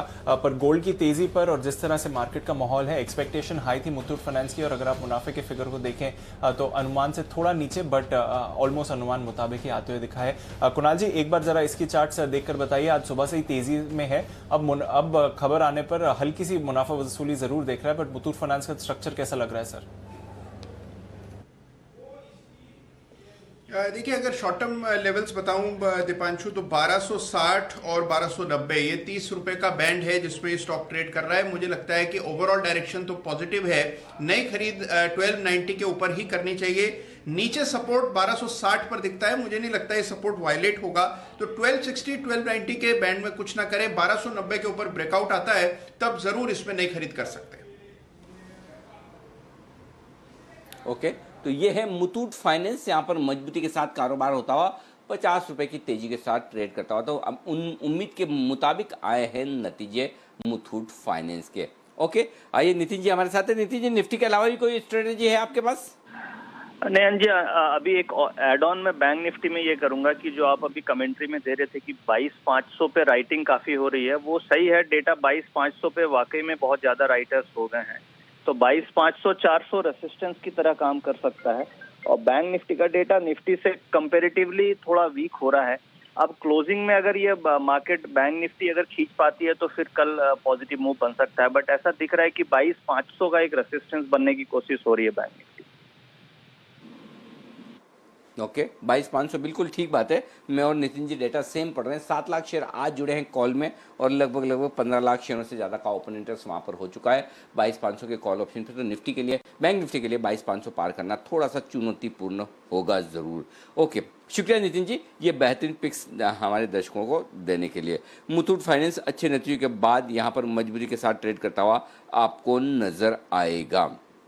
ओके, एक और स्टॉक है जहां पर एक्शन भरपूर होता हुआ दिख रहा है, वो उसी पर एक बार राय ले ली जाए, और वो है नेल्को। सुबह सुबह मेरे ख्याल से नेल्को आज सुमित जी का पिक था शायद, जहां तक ख्याल है। सुमित जी ने किसी ने तो दिया था नेल्को, में वही चेक कर रहा हूँ नेल्को। एनीवे, किरण जी जरा इसके चार्ट्स देखिए और बताइए कितनी तेजी और बाकी है। देखिए अनिल जी, नेशनल एल्यूमिनियम में वैसे भी सारे मेटल स्टॉक्स बहुत अच्छा परफॉर्म करते नजर आ रहे हैं। नैल्को ने भी एक इम्पोर्टेंट रेजिस्टेंस था लगभग 3750 38 का, वो पार कर दिया है, और जो चार्ट पैटर्न है ये संकेत दे रहा है कि लगभग हम 41-42 के लेवल्स टेस्ट करते नजर आएंगे, पर ये पोजिशनल के हिसाब से, अगर ट्रेडिंग के हिसाब से देखा जाए तो 40 में एक बहुत बड़ा रेजिस्टेंस है। तो ये है आपके लिए नेल्को फ्यूचर में राय। तो सारे सरकारी कंपनियां चाहे सारी कंपनियां आप ये देख लें, सब के सब एक्शन में भरपूर आती हुई नजर आ रही है। आइए, बसीन साहब हमारे साथ कार्यक्रम में हो चुके हैं शामिल और बसीन साहब के लिए बिगुल और उनसे लेते हैं उनकी BTST कॉल्स।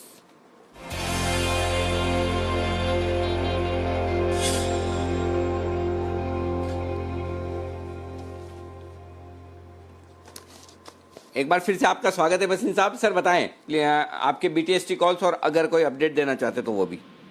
सर अपडेट ये है कि आपको 85, 88, 90 पे मैंने NMDC बड़ी जोर से कहा था 100 का टारगेट, आज 98.65 मार गया है। तो जिन्होंने लिया है वो बड़ा बढ़िया प्रॉफिट आया है, 18-20% बढ़ा है, तो प्रॉफिट बुक कीजिए। अब मैं एक ही शेयर कह रहा हूँ सर, वो भी कैश का शेयर है और वो है इंजीनियर्स इंडिया। 70.5 का भाव है, इसमें 66 का स्टॉप लॉस रखिए अगर रखना है, 85 to 90 का target. Engineers India is the electrician of India. मैंने अगर आप अपने घर में कोई भी काम कराते हैं बिजली का, जिसको आप बुलाते हो, तो सारी OMCs, हाइड्रोकार्बन, जितनी PSUs हैं और सारा आप जो make in India, made in India जो थीम इतना जोर से है, Engineers India will be biggest beneficiary. Cash rich company है, 2,500 करोड़ बैलेंस शीट है, अनप्रेसिडेंटेड जो एग्जीक्यूशन है। तो it's my top pick over here for 85 to 90 rupee target sir. बिल्कुल, तो एकमात्र स्टॉक जहां डिलीवरी में भी आप खरीद सकते हैं और चाहे तो अब तो कैश का ही स्टॉक है, डिलीवरी में ही खरीदना पड़ेगा। EIL निकल चुका है वायदा कारोबार से बाहर। यह खरीदे आप 66 के स्टॉप लॉस के साथ 85 और 90 के टारगेट के लिए। बहुत बहुत शुक्रिया बसीन साहब, ये बेहतरीन पिक हमारे दर्शकों के साथ शेयर करने के लिए। 10 मिनट बाद आपके साथ जुड़ेंगे सेठी साहब, विकास सेठी साहब, जो देंगे आपको बेहतरीन पिक शॉर्ट टर्म के लिहाज से। उनकी तरफ भी हम करेंगे रुख और उनसे लेंगे कुछ बेहतरीन पिक्स। लेकिन इस बीच जो मजबूत स्टॉक्स हैं उन पर एक बार फिर से राय ली जाए। PFC, पावर फाइनेंस कॉरपोरेशन, जरा इसके चार्ट देखिए। वागले साहब बताइए, PFC सुस्त स्टॉक है लेकिन चुस्ती दिखाने की कोशिश कर रहा है, एक्शन कुछ बढ़ेगा या छोड़ दें?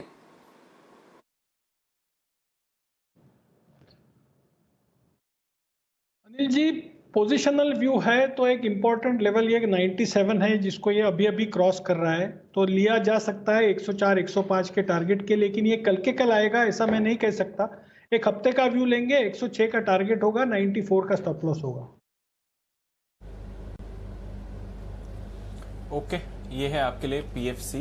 देखिए स्टॉक में अच्छी तेजी आ रही है और आज सुबह शुभम जी ने भी इस पर खरीदारी की राय दी थी। छोटा ऑप्शन बड़ी कमाई में 95 के कॉल को खरीदने के लिए कहा था, जहां सुबह ही आपने टारगेट भी आते हुए दिखे थे। बट PFC अच्छी तेजी में है। चलिए, ये तो है कुछ पावर स्टॉक्स जहां पर अच्छा मूव आ रहा है, पावर से related financing stocks. But multiplex stocks, यहाँ पर भी आप अच्छी तेजी देख रहे हैं और यहाँ पर भी कुछ खबरें आ रही हैं जिसकी वजह से ऑप्टिमिज्म बढ़ रहा है इस स्पेस में। क्या है खबरें और क्या है ट्रिगर, जानते हैं कुशल के साथ। गुड आफ्टरनून कुशल, बताइए। Good afternoon Deepanshu. अब देखिए, जो जितने भी मल्टीप्लेक्स स्टॉक्स हैं वो काफ़ी फोकस में आ गए हैं। खासकर अगस्त के महीने में अगर आप देखें तो जिस हिसाब की परफॉर्मेंस रही है शेयरों की, वो काफ़ी दमदार रही है। जहां निफ्टी ने करीब 3-3.5% के गेन दिए हैं, उसके मुकाबले अगर आप PVR और आइनॉक्स को देखें तो 20% से ज़्यादा का रिटर्न ये ऑलरेडी दे चुके हैं अब तक अगस्त में। और इसका सबसे बड़ा कारण अब जो डेवलपमेंट हो रही है कि ये है कि सितंबर महीने से हो सकता है कि सिनेमा घरों को जो है ऑपरेट करने की अनुमति दे दी जाए। और ये जो अनुमति है ये करीब 33% कैपेसिटी यूटिलाइजेशन पर दी जाएगी। और इसका जो इम्पैक्ट है कहीं ना कहीं इनके जो भी ऑपरेशनल खर्चे हैं उसको ये मीटअप अब करते हुए नजर आएंगे। आप देखिए PVR करीब 140 से 145 करोड़ रुपए जो है अपने मंथली इनके फिक्स्ड कॉस्ट होते हैं, तो उसको कहीं ना कहीं अब भरपाई में हो सकता है कि सपोर्ट मिलता हुआ नजर आए। साथ ही जो रिवाइज गाइडलाइंस है उसके मुताबिक जो है आपको इसमें जो कैपेसिटी यूटिलाइजेशन की बात की जा रही है, हर एक ग्रुप के बीच में 3 सीटों का फासला होगा। और साथ ही अगर मैं बात करूं ऑडिटोरियम में टेम्परेचर की, तो वो 24 डिग्री से ज़्यादा होने की, मतलब ये जो है एक गाइडलाइन में ये एक पॉइंट इंक्लूड किया जा रहा है, क्योंकि टेम्परेचर कम होता है तो कोविड फैलने का जो खतरा है वो बढ़ जाता है। तो जितने भी इंपॉर्टेंट गाइडलाइंस है उसके तहत जो है मल्टीप्लेक्सेस खोलने की जो है अनुमति अगले महीने से मिल सकती है। साथ ही HSBC दिग्गज ब्रोकरेज हाउस वो काफ़ी पॉजिटिव हैं। इनफैक्ट उनका जो व्यू है आगे मल्टीप्लेक्स शेयरों से आगे के लिए बहुत बड़ी ग्रोथ अपॉर्चुनिटी वो एक्सपेक्ट करके चल रहे हैं, और वो ये भी मान रहे हैं कि हाल फिलहाल जिस हिसाब से OTT पर काफ़ी सारे जो है मूवी कंटेंट रिलीज़ की गई है, आगे आने वाले समय में जो सिनेमा एग्जिबिटर्स हैं और जो OTTs हैं उनमें जो कंटेंट का डिमार्केशन होगा उससे इनको मल्टीप्लेक्स ओनर्स जो है, मल्टीप्लेक्स स्टॉक जो है, उनको काफ़ी फ़ायदा होता हुआ नज़र आ सकता है। और साथ ही जितने भी सिंगल स्क्रीन प्लेयर्स हैं उनकी वित्तीय स्थिति मल्टीप्लेक्स जितनी स्ट्रांग नहीं है, तो कोविड का जो हिट उनको लगेगा उससे जितने भी मल्टीप्लेक्स प्लेयर्स हैं उनको काफ़ी बड़ा फ़ायदा होता हुआ नजर आएगा। इनफैक्ट HSBC ने लक्ष्य भी सुझाए हैं PVR पर 1540 रुपए के, तो मौजूदा भाव से भी करीब 16-17% की अपसाइड एक्सपेक्ट कर रहे हैं, और साथ ही आइनॉक्स में भी 330 के लेवल जो है ये सजेस्ट कर रहे हैं। बिल्कुल, तो और आप लगातार अच्छी तेज़ी भी देख रहे हैं इन स्टॉक्स में। आज सुबह चार्ट कॉर्नर पर भी इस स्टॉक पर रिकमेंडेशन था। मैं अपडेट लूंगा राकेश जी, कुणाल जी से। उससे पहले एक बिगुल बजाते हैं जय ठक्कर के लिए उनके जैकपॉट शेयर्स का।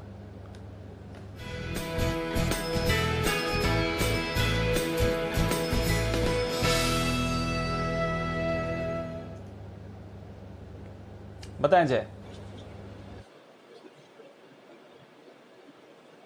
दीपांशु, एक कैश सेगमेंट का स्टॉक है और स्टॉक का नाम है VRL लॉजिस्टिक्स, जो अभी 156 के आसपास ट्रेड कर रहा है। इसका पोजिशनल बेसिस टारगेट 175 से लेके 100 VRL लॉजिस्टिक्स को 155.50 156 के रेंज में खरीदना है। दीप, मैं कहूंगा कि ये स्टॉक में क्लियरली एक राउंडिंग पैटर्न फॉर्म हुआ है। आज के ट्रेडिंग सेशन में ये 50 डेमा के ऊपर ब्रेकआउट दे रहा है।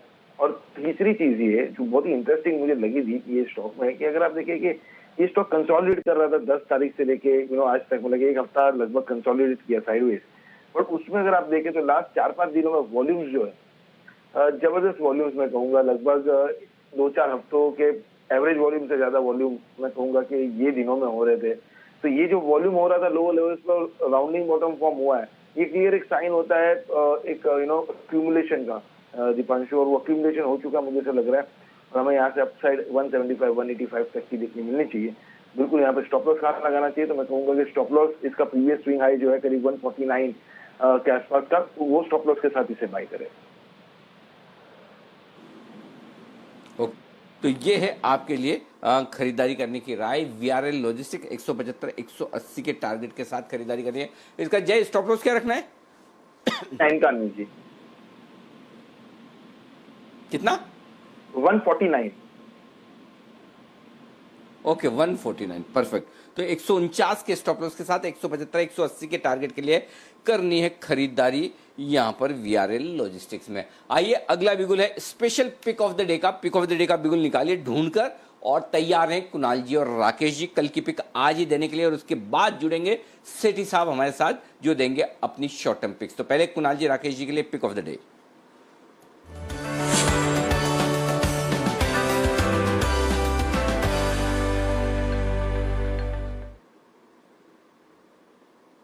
बताएं सर। देखिए अनिल जी, कुछ दिनों पहले हमने ITC पकड़ा था इन्फ्लेक्शन पॉइंट पर, कल इंडसइंड बैंक पकड़ा था, और आज एक PSU स्टॉक है गेल हमारा पिक ऑफ द डे है। इसको मिस नहीं करना चाहिए। एक तो इसमें रीजन ये है कि नतीजे खराब आए थे, उसके बाद छोटे बड़े सारे फॉरेन ब्रोकरेजेस ने इसको डाउनग्रेड किया, स्टॉक गिरा नहीं। आज एक पॉजिटिव क्रॉसओवर देखने को मिल रहा है। क्लियरली 95-96 रुपए एक इन्फ्लेक्शन पॉइंट है। स्टॉक कम से कम 10 से 12% इन स्तरों से अगले 2-3 दिन में बढ़ने का पोटेंशियल रखता है। ओवरवेट खरीदारी की राय है, मिस मत करें। ओवर टू कुणाल जी। अनिल जी देखिए, बहुत क्लियर ब्रेकआउट गेल में आता हुआ नजर आ रहा है। स्टॉक एक सीमित दायरे में कारोबार कर रहा था, आज इसमें दोबारा से तेजी बन रही है। सारे लक्षण हैं इसमें कि इसमें बड़ी तेजी बनेगी। इन स्तरों पर खरीद करके चलें। 96 रुपए पर स्टॉप लॉस रख लें। 112 रुपए का टारगेट पहला है, 112 का पहला टारगेट है। तो 112 रुपए के लक्ष्य के लिए गेल में हमारी खरीदारी कराए। जी एक चीज बताइए, कभी भी आप ऐसा आपको ये नहीं लगता बड़ा बोर स्टॉक है ONGC, गेल, REC, NTPC, ये तो मतलब जैसे अभी NTPC कल हिला, अब ये महीने 2 महीने तक कुछ भी नहीं करेगा, मतलब वो वैसा है कि बस पड़ा ही रहेगा, जहाँ बैठ गया वहीं बैठ गया। तो ऐसे स्टॉक रिकमेंड करने के पहले आपको कहाँ से आती है इतनी हिम्मत, कहाँ से आती है?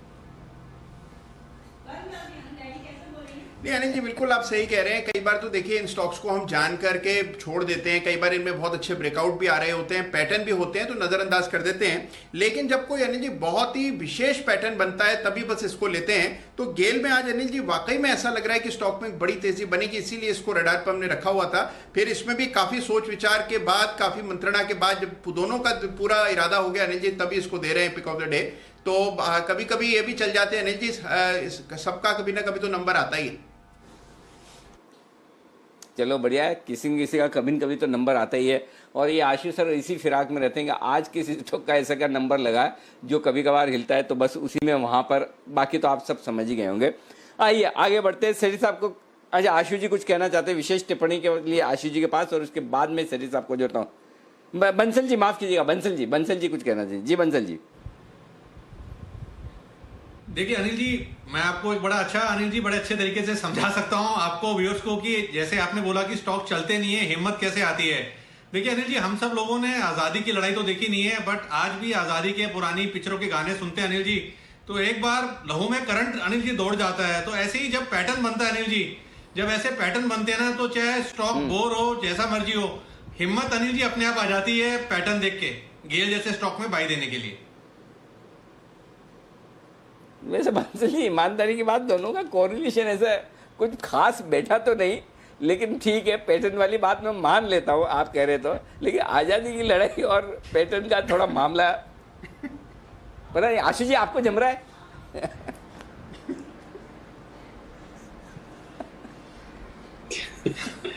नहीं अनिल जी, मुझे जमता है, लेकिन मुझे वो रिवर्स साइड में जमता है। वही सेम गाने सुन के अनिल जी मैं बेच देता हूँ। ठीक बात है। आइए थोड़ी देर में हम वापस से, अच्छा सेठी साहब हमारे साथ जुड़ चुके हैं, थोड़ी देर की जरूरत नहीं है सेठी साहब के लिए। बिल्कुल सदाबहार सेठी की शॉर्ट टर्म पिक्स।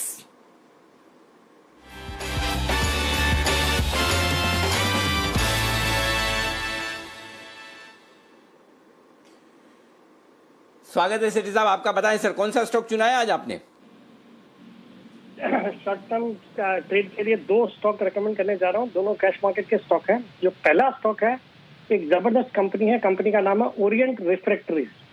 ये कंपनी का जो फॉर्च्यून्स है वो आयरन एंड स्टील इंडस्ट्री पे डिपेंडेंट है। कंपनी ने हाल ही में स्ट्रेटेजिक एक्विजिशन भी करे हैं, और इन्होंने एक इनकी एमएलगेमेशन स्कीम पे ये काम कर रहे हैं, जिसका एनसीएलटी ने रिजेक्ट किया था मार्च में। अब इन्होंने एक अपील फाइल करी है एनसीएलटी, जो एपेलेट ट्रिब्यूनल है, उसमें जो अगर हो जाता है तो बहुत ही बड़ा पॉजिटिव होगा स्टॉक के लिए। फंडामेंटल बेहद ही शानदार है, रिटर्न ऑन कैपिटल 27% का है, और आपके ऑपरेटिंग प्रॉफिट मार्जिन 17% का, प्रोमोटर्स अराउंड 67% ओन करते हैं, और डीआईआई करीबन 18% ओन करते हैं। जून क्वार्टर में उन्होंने हिस्सेदारी भी बढ़ाई है। ऑल इन ऑल एक बहुत ही अच्छा स्टॉक है। मेरा बहुत शॉर्ट टर्म में इसमें 220 रुपए का टारगेट है। 120 के टारगेट के लिए करें ओरिएंट रिफ्रैक्टरीज, ये है बेहतरीन स्टॉक, यहाँ पर करें खरीदारी। और सेठी साहब के टारगेट तो सारे हासिल होते हैं। यूकाल फ्यूल जो उन्होंने कल रिकमेंड किया था वो टारगेट हासिल कर गया, कल भी और आज भी। और ऐसा नहीं कि टारगेट छू कर आता है, टच होके नहीं, आराम से सबको खरीदने का मौका मिलता है, सबको बेचने का मौका मिलता है। तो सेठी साहब का काम एकदम शांति का है। तो आइए, सेठी साहब ने एक अच्छी काम और भी किए, वो ये कि आज एक नहीं अनेक शेयर हैं, 2 शेयर हैं। तो पहला तो ओरिएंट है, दूसरा वायदा कारोबार से है सेठी साहब? नहीं अनिल जी, ये भी कैश मार्केट का स्टॉक है। वायदा कारोबार में थोड़ा वोलेटिलिटी ज्यादा है, तो कैश मार्केट का स्टॉक है। ये तो बेहद ही शानदार कंपनी है, एक एमएनसी कंपनी है। कंपनी का नाम है इंगरसोल रैंड। ये ग्लोबल लीडर है कंप्रेशर्स बनाने में। ये एक इनोवेटिव और मिशन क्रिटिकल टेक्नोलॉजीज के लिए जानी जाती है। कंपनी सब जबरदस्त जो इंडस्ट्रीज है, जैसे एरोस्पेस है, ऑयल एंड गैस है, माइनिंग है, केमिकल्स है, इनके लिए कैटर करती है। कंपनी का हाल ही में डीलिस्टिंग का ऑफर था, जो कि इनका 3 जुलाई को ऑफर खत्म हुआ। उसमें इन्होंने 642 रुपए 63 पैसे के भाव पे डीलिस्टिंग का ऑफर दिया था। वहां पे इनको चाहिए थे 26% शेयर्स, और मिले इनको सिर्फ 5.5%। जबरदस्त डिस्काउंट पे ये स्टॉक ट्रेड करता है। मुझे लगता है ये स्टॉक शॉर्ट टर्म में तो कमाल करेगा ही, लॉन्ग टर्म के लिए बिल्कुल बने रहना चाहिए। कुणाल जी के हो सकता है पोर्टफोलियो में भी होगा, और फंडामेंटल बहुत ही सॉलिड है। डिविडेंड यील्ड है 4.4% का, return on equity 22%, zero debt company है, और डीआईआई की करीबन 10.5% की हिस्सेदारी है, जो कि वो लगातार बढ़ा रहे हैं। और प्रोमोटर पहले 74% ओन करते थे, और ये बाईबैक के बाद अराउंड 79% की उनकी हिस्सेदारी हो गई है। तो जबरदस्त स्टॉक है। मेरा बहुत ही शॉर्ट टर्म में 725 का इसमें टारगेट। शानदार कंपनी है। और मैं आपको बता दूं कि ये स्टॉक ऐसा है जो हमने मालामाल वीकली में भी हमने रिकमेंड किया था, और यहाँ पर लगभग 50 से 60% कैश जो इनका मार्केट कैप है, यानी कि शेयर का जो दाम है 700 रुपये के आसपास का, उसका आधा तो लगभग कैश ऑलरेडी कंपनी के पास में है। इतनी कैश रिच कंपनी है, जीरो डेट ही नहीं, कैश रिच कंपनी भी है। और कई बार कुणाल जी, राकेश जी इंगरसोल रैंड को रिकमेंड भी कर चुके हैं, और कुणाल जी के पोर्टफोलियो, कुणाल जी के तो दिन अच्छे चल रहे हैं, रोज दो चार स्टॉक ऐसे जो इनकी एनएवी बढ़ा देते हैं। कुणाल जी जरा इंगरसोल रैंड के चार्ट्स पर राय दीजिए, कितना भागेगा? अनिल जी बहुत ही दमदार चार्ट है, और इसमें अनिल जी कई हफ्तों महीनों का कंसोलिडेशन पूरा होता हुआ दिख रहा है। स्टॉक की एक फितरत है, हालांकि अनिल जी मैं ये बता देता हूं कि ये एक मूव देता है अनिल जी, उसके बाद काफी वक्त तक ये कंसोलिडेट करता है, थोड़ा नीचे आता है, तो इसमें बहुत पेशेंस रखना पड़ेगा। इसमें तुरंत कोई बहुत बड़े फायरवर्क्स नहीं होंगे, इसमें बहुत ज्यादा उतार चढ़ाव वॉलेटिलिटी आपको देखने को मिलती है। तो मेरी राय में जो भी खरीदें बहुत पेशेंस के साथ इसको खरीदना चाहिए। मेरे टारगेट तो इसमें 850-900 रुपए के अनिल जी, तो मुझे लगता है कि सेठी साहब के टारगेट तो डेफिनेटली आएंगे और उसके परे भी स्टॉक जाएगा, लेकिन इसमें आपको पेशेंस रखना पड़ेगा और वॉलेटिलिटी बर्दाश्त करने का मादा होना चाहिए।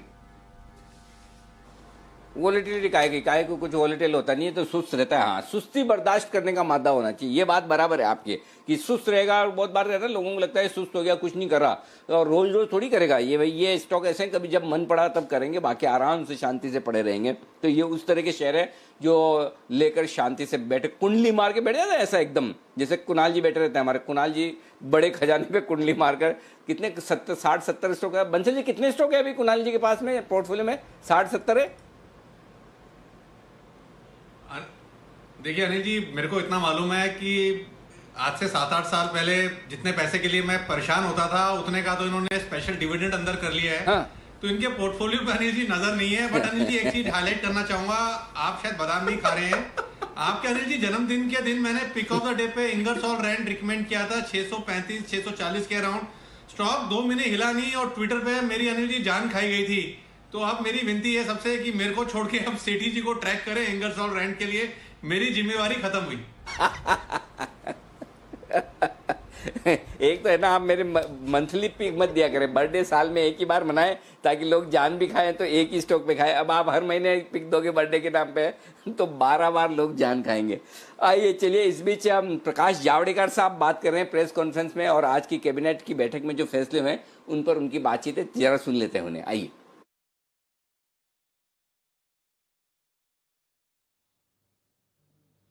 पावर सेक्टर की अभी एक प्रॉब्लम है। कोविड के कारण खपत कम है, कोविड के कारण ग्राहकों का बिल, इंडस्ट्रियल मांग भी कम है, और बिल सारा जमा नहीं हो रहा है समय पे, इसलिए दिक्कत में है राज्य की डिस्कॉम्स। उनको राहत देने के लिए पावर फाइनेंस कॉरपोरेशन और रूरल इलेक्ट्रिफिकेशन कॉरपोरेशन, इनको वर्किंग कैपिटल के 25% अधिक लोन देने का जो अधिकार था वो इस साल मिलेगा above limit of working capital with cap of 25%। तो ये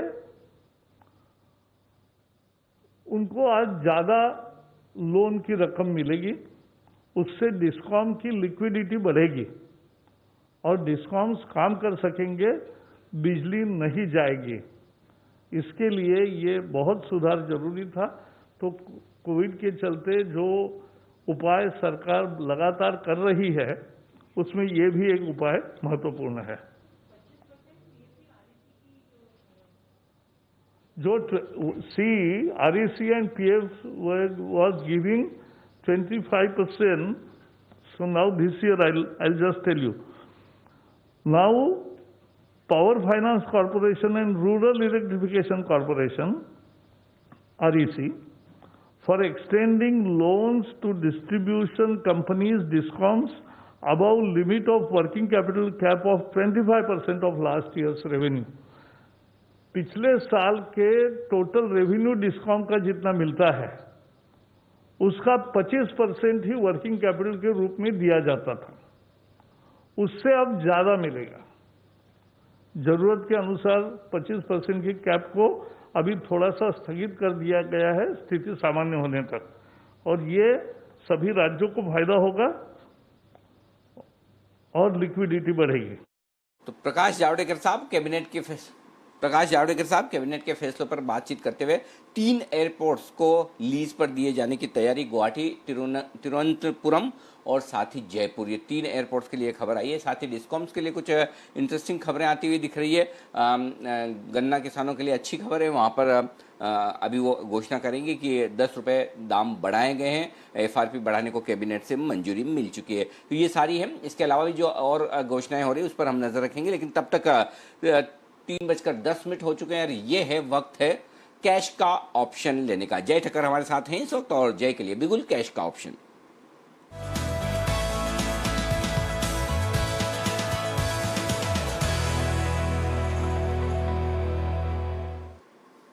बताएं जय।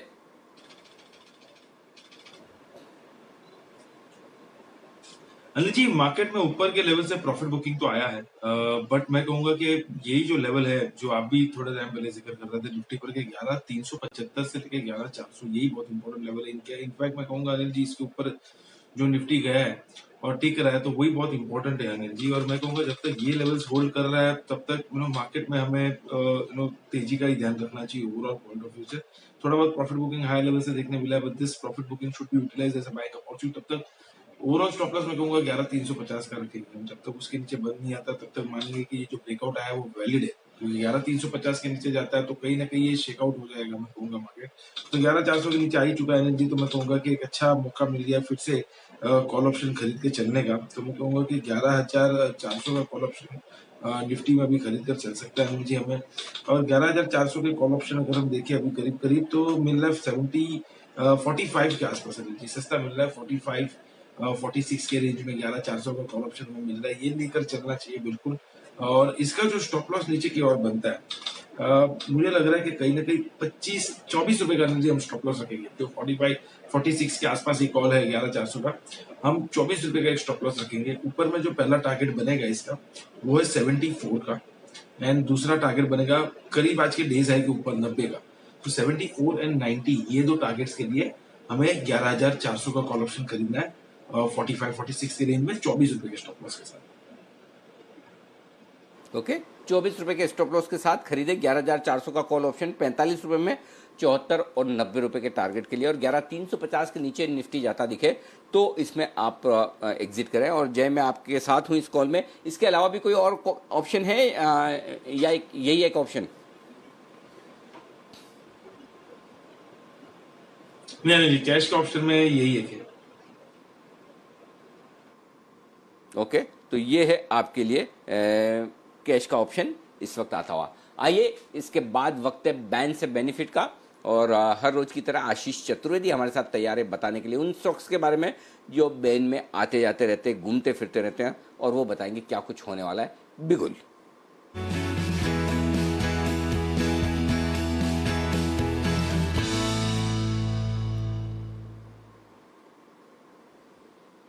आशीष बताएं, कोई बैन से बाहर निकलने की संभावना किन किन स्टॉक्स में है? बिल्कुल अनिल जी, 12 स्टॉक बैन में से सिर्फ एक जी एंटरटेनमेंट अगर आप देखें तो यहाँ पर फिलहाल जो मार्केट वाइड पोजीशन लिमिट है वो 80% से नीचे आ चुकी है, 78% है। वहीं सेल और वेदांता अगर आप देखें तो स्लाइट प्रोबेबिलिटी है लेकिन निकलना मुश्किल है। फिलहाल देखेंगे तो सिर्फ जी एंटरटेनमेंट एक ऐसा स्टॉक होगा 12 में से जो बैन से बाहर निकलता हुआ नजर आएगा। जी एंटरटेनमेंट बैन से बाहर निकलेगा। ओके, वेदांता सेल बॉर्डर पर है, आखिरी मिनटों में पोजीशन कम हुई तो ठीक। और एंट्री किसकी होने की संभावना है? एंट्री में 4 नाम है अनिल जी। सबसे पहले देखिए सेंचुरी टेक्सटाइल्स, शानदार तेजी देखी गई थी यहाँ पर। मार्केट वाइड पोजीशन लिमिट अगर आप देखें तो ऑलमोस्ट 114% के आसपास है, तो ये पक्का है बैन में आएगा। साथ ही अगर आप देखेंगे तो कैनरा बैंक 104% है market wide position limit. RBL bank border line से 1% ऊपर है 96%, और इक्विटास यहाँ पर भी मार्केट वाइड पोजीशन लिमिट 96%। यानी 4 स्टॉक जो ऐसे दिख रहे हैं जो बैन में आते हुए नजर आएंगे। ओके 4 स्टॉक ऐसे हैं जो बैन में आने की तैयारी में हैं। Century, Canara Bank, RBL. Ban की लिस्ट लंबी होती है, क्या करेंगे फिर, कैसे काम चलेगा जय? फिर मतलब ट्रेड कैसे करेंगे अगर ये 25, 30, 40 अगर बैन में आ गए तो फिर क्या होगा?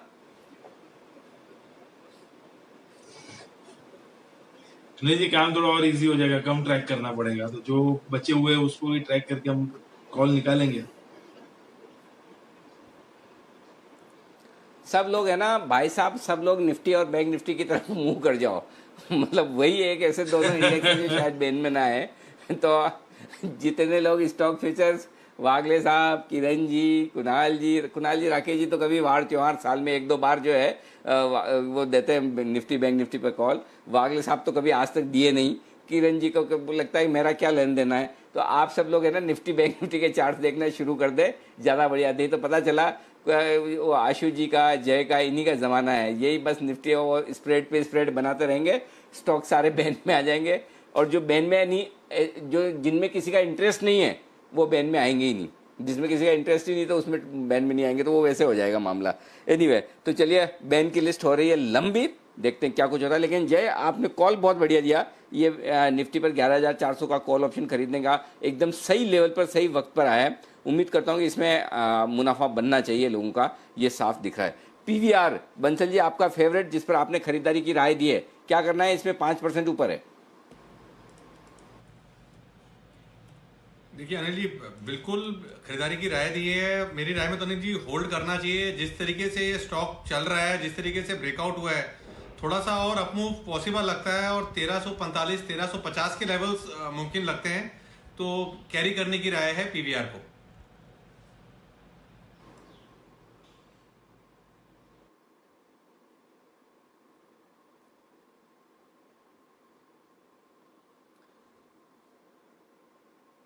ओके, पीवीआर में यहाँ पर आपके लिए खरीदारी करने की राय है, अभी भी कैरी करने की राय है। यहाँ से भी लेकर जा सकते हैं आप आगे के लिए, कोई दिक्कत वाली बात नहीं। ओके, और इस बीच आशु मदान साहब हमें देना चाहते हैं एक स्प्रेड। तो आशु सर के लिए बिगुल, स्विंग के सुल्तान आशु मदान।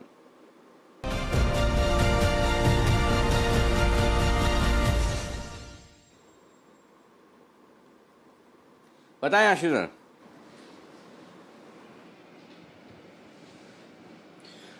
अनिल जी, ये मार्केट और कॉल्स बिल्कुल वैसे ही पॉइज्ड हैं जो लास्ट वीक था। 11,300 पे एक्सपेक्टेड था कि ऊपर जाएगा, एक्सपायरी होगी, और कॉल्स दी थी। लेकिन मुझे अनिल जी लगता है कि जो अभी मार्केट में जो जिस तरह का स्ट्रक्चर बना है, पर्टिकुलरली इंडेक्स में, मुझे लगता है अनिल जी 11,450 की एक पुट लेके जानी चाहिए जिसका रेट है 65 रुपए। अनिल जी, मैं 11,400 की कॉल 1:2 स्प्रेड कॉल की तरफ नहीं बोल रहा हूँ, फिर से पुट का बोल रहा हूँ। 11,450 की Anil ji in the money एक पुट लेके जानी चाहिए जिसका रेट है 65 रुपए, और 11,350 की 2 पुट बेचनी है जिसका रेट है 22 साढ़े 22 रुपए। तो अनिल जी 20-21 रुपए में स्प्रेड बनता है। 11,450 350 सेफ है, ये 11,250 तक, ऊपर में कोई रिस्क नहीं है। अनिल जी 20-21 रुपए का स्प्रेड है, पिछली बार भी बनाया था वीकली एक्सपायरी पे, और सुबह ही 40 से 50 रुपए का भाव बन गया था, तो मतलब 25 से 30 रुपए का प्रॉफिट था। तो अनिल जी 20-21 रुपए लगा के आपको 20 से 25 रुपए का प्रॉफिट मिल जाएगा, प्लस नीचे की हेजिंग रहती है। तो अनिल जी मैं इस बार भी लास्ट एक्सपायरी की तरह रिवर्स स्प्रेड बनाना चाहता हूँ। आप अभी भी अनिल जी मैं नितिन जी को सुन रहा था, उन्होंने कहा था 11,400 के ऊपर एक्सपायरी लगती है, 500 के ऊपर नहीं। तो मैं 11,400 500 नहीं अनिल जी, मैं 11,450 350 रिवर्स पुट स्प्रेड बनाना चाहता हूं कि अगर 300 या 250 तक की एक्सपायरी आ गई नीचे तो बहुत बड़ा प्रॉफिट होगा। नहीं तो अनिल जी 21 रुपए लगा के हम 50 रुपए ऑलरेडी इन द मनी है। मतलब 21 रुपए अगर मैं कॉस्ट देता हूं तो 11,400 निफ्टी चल रहा है, मैं 50 रुपए में ऑलरेडी इन द मनी हूं। तो अनिल जी कल सुबह ही खुलते इसमें प्रॉफिट मिल जाएगा मुझे।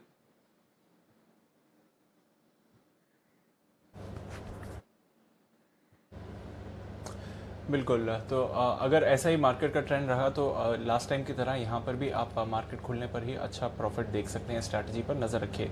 पर ये बात ज़रूर है कि ऊपरी स्तरों पर से थोड़ा प्रेशर ज़रूर इंडेक्स पर आते हुए दिखा है। 11,400 होल्ड कर रहा है निफ्टी इस समय पर। जल्दी से अब बिगुल बजाते हैं अनिल जी के लिए कल के 2,000 का।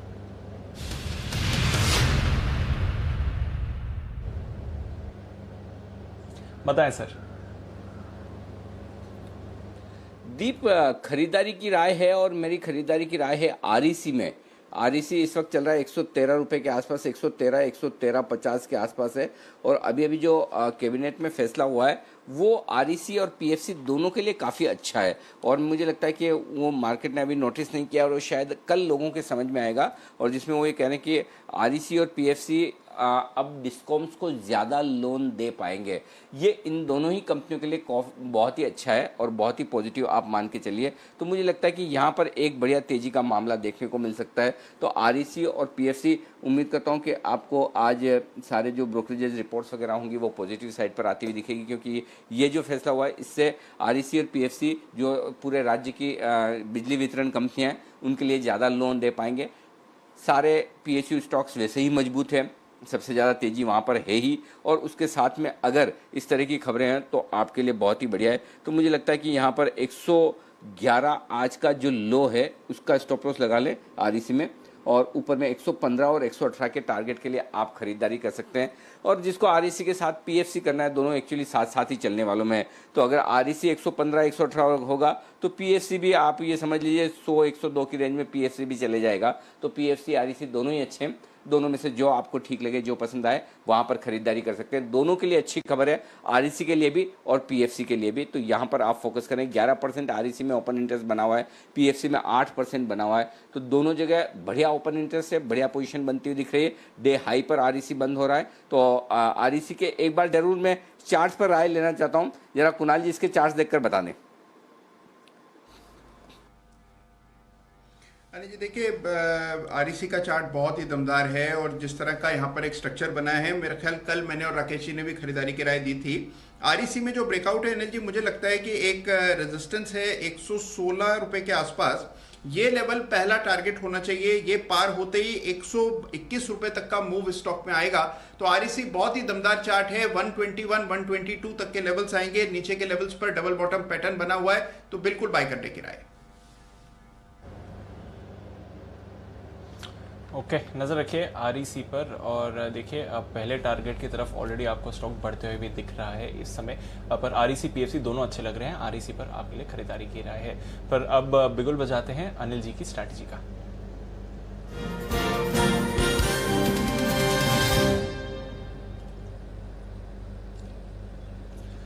अनिल जी, ग्लोबल क्यूज में ज्यादा कुछ बदलाव नहीं है। डाउ फ्यूचर्स में बल्कि थोड़ी खरीदारी ही आई है। 20-22 पॉइंट्स की जब हम लास्ट चेक कर रहे थे तो ऑलमोस्ट 50 पॉइंट्स की तेजी के साथ डाउ फ्यूचर्स आपको दिखेगा। नैस्डैक फ्यूचर्स हल्की सी बढ़त दिखा रहे हैं। यूरोप के बाजारों की पॉजिटिव शुरुआत हुई थी और गेन्स होल्ड कर रहे हैं, हालांकि ज्यादा गेन्स उतनी नहीं आई हैं। पर ये जो ऊपरी स्तरों से हल्की सी मुनाफा वसूली देखी थी अनिल जी, अब क्या करना चाहिए? अट्रैक्टिव लेवल्स हैं फिर से एंटर करने के लिए?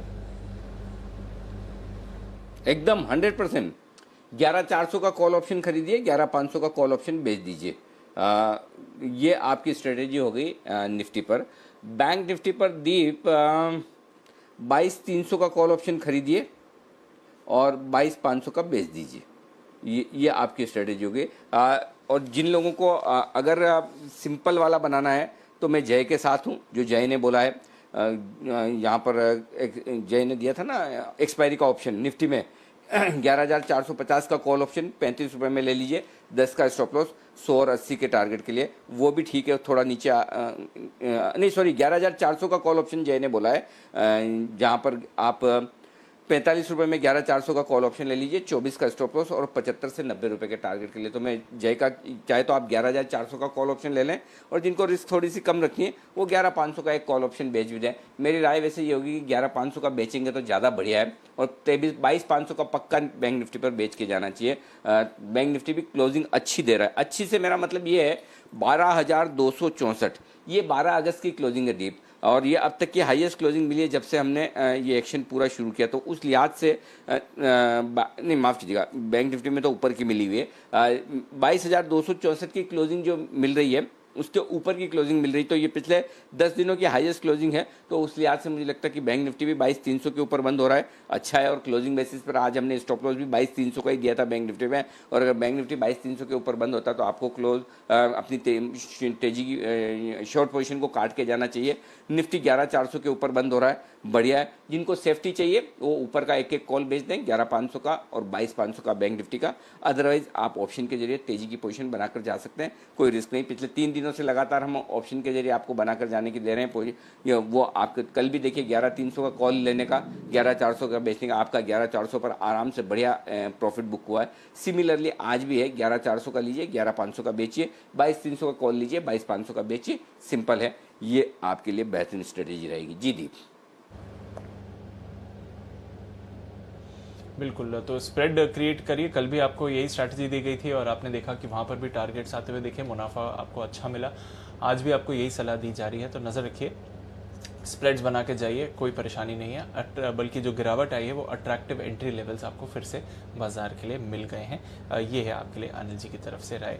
चलिए कुछ और स्टॉक्स पर जल्दी से हमारे गेस्ट की सलाह ले लेते हैं इससे पहले कि बाजार बंद हो। यहाँ पर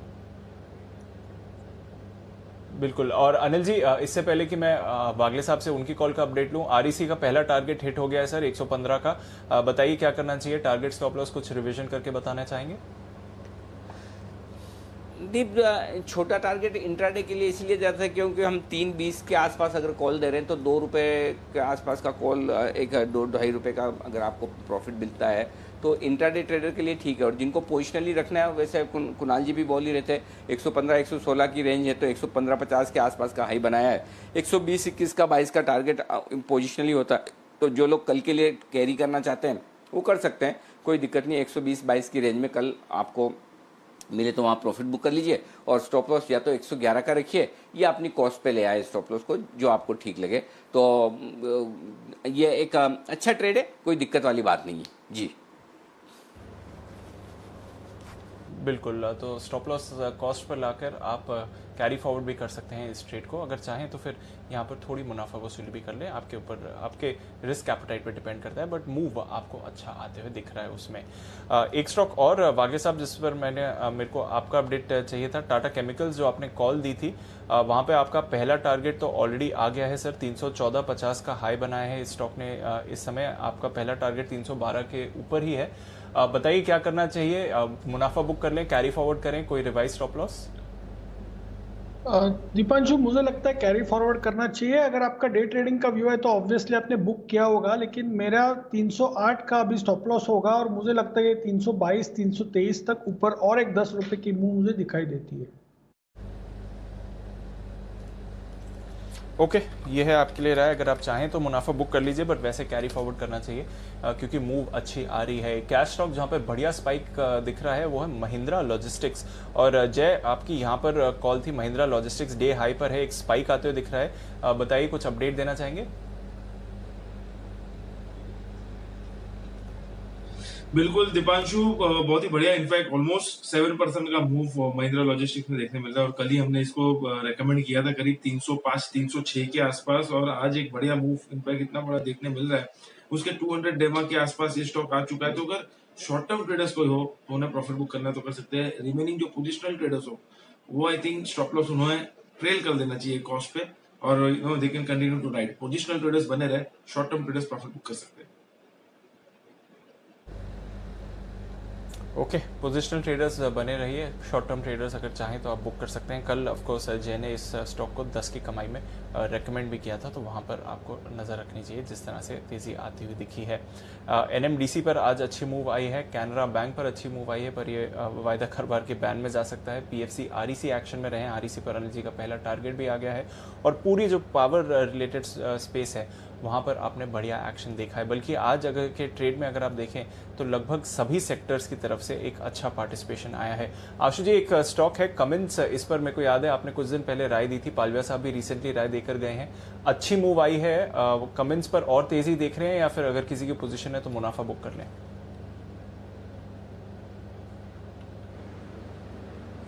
मुझे लगता है कि दीपांशु ट्रेलिंग स्टॉप लॉस के साथ इसको अभी भी रखना चाहिए। दीपांशु, जब हमने कॉल दी थी 415 रुपए का रेट था, काफी ऊपर आ चुका है, तो मेरा मानना है कि ऐसे स्टॉक में जो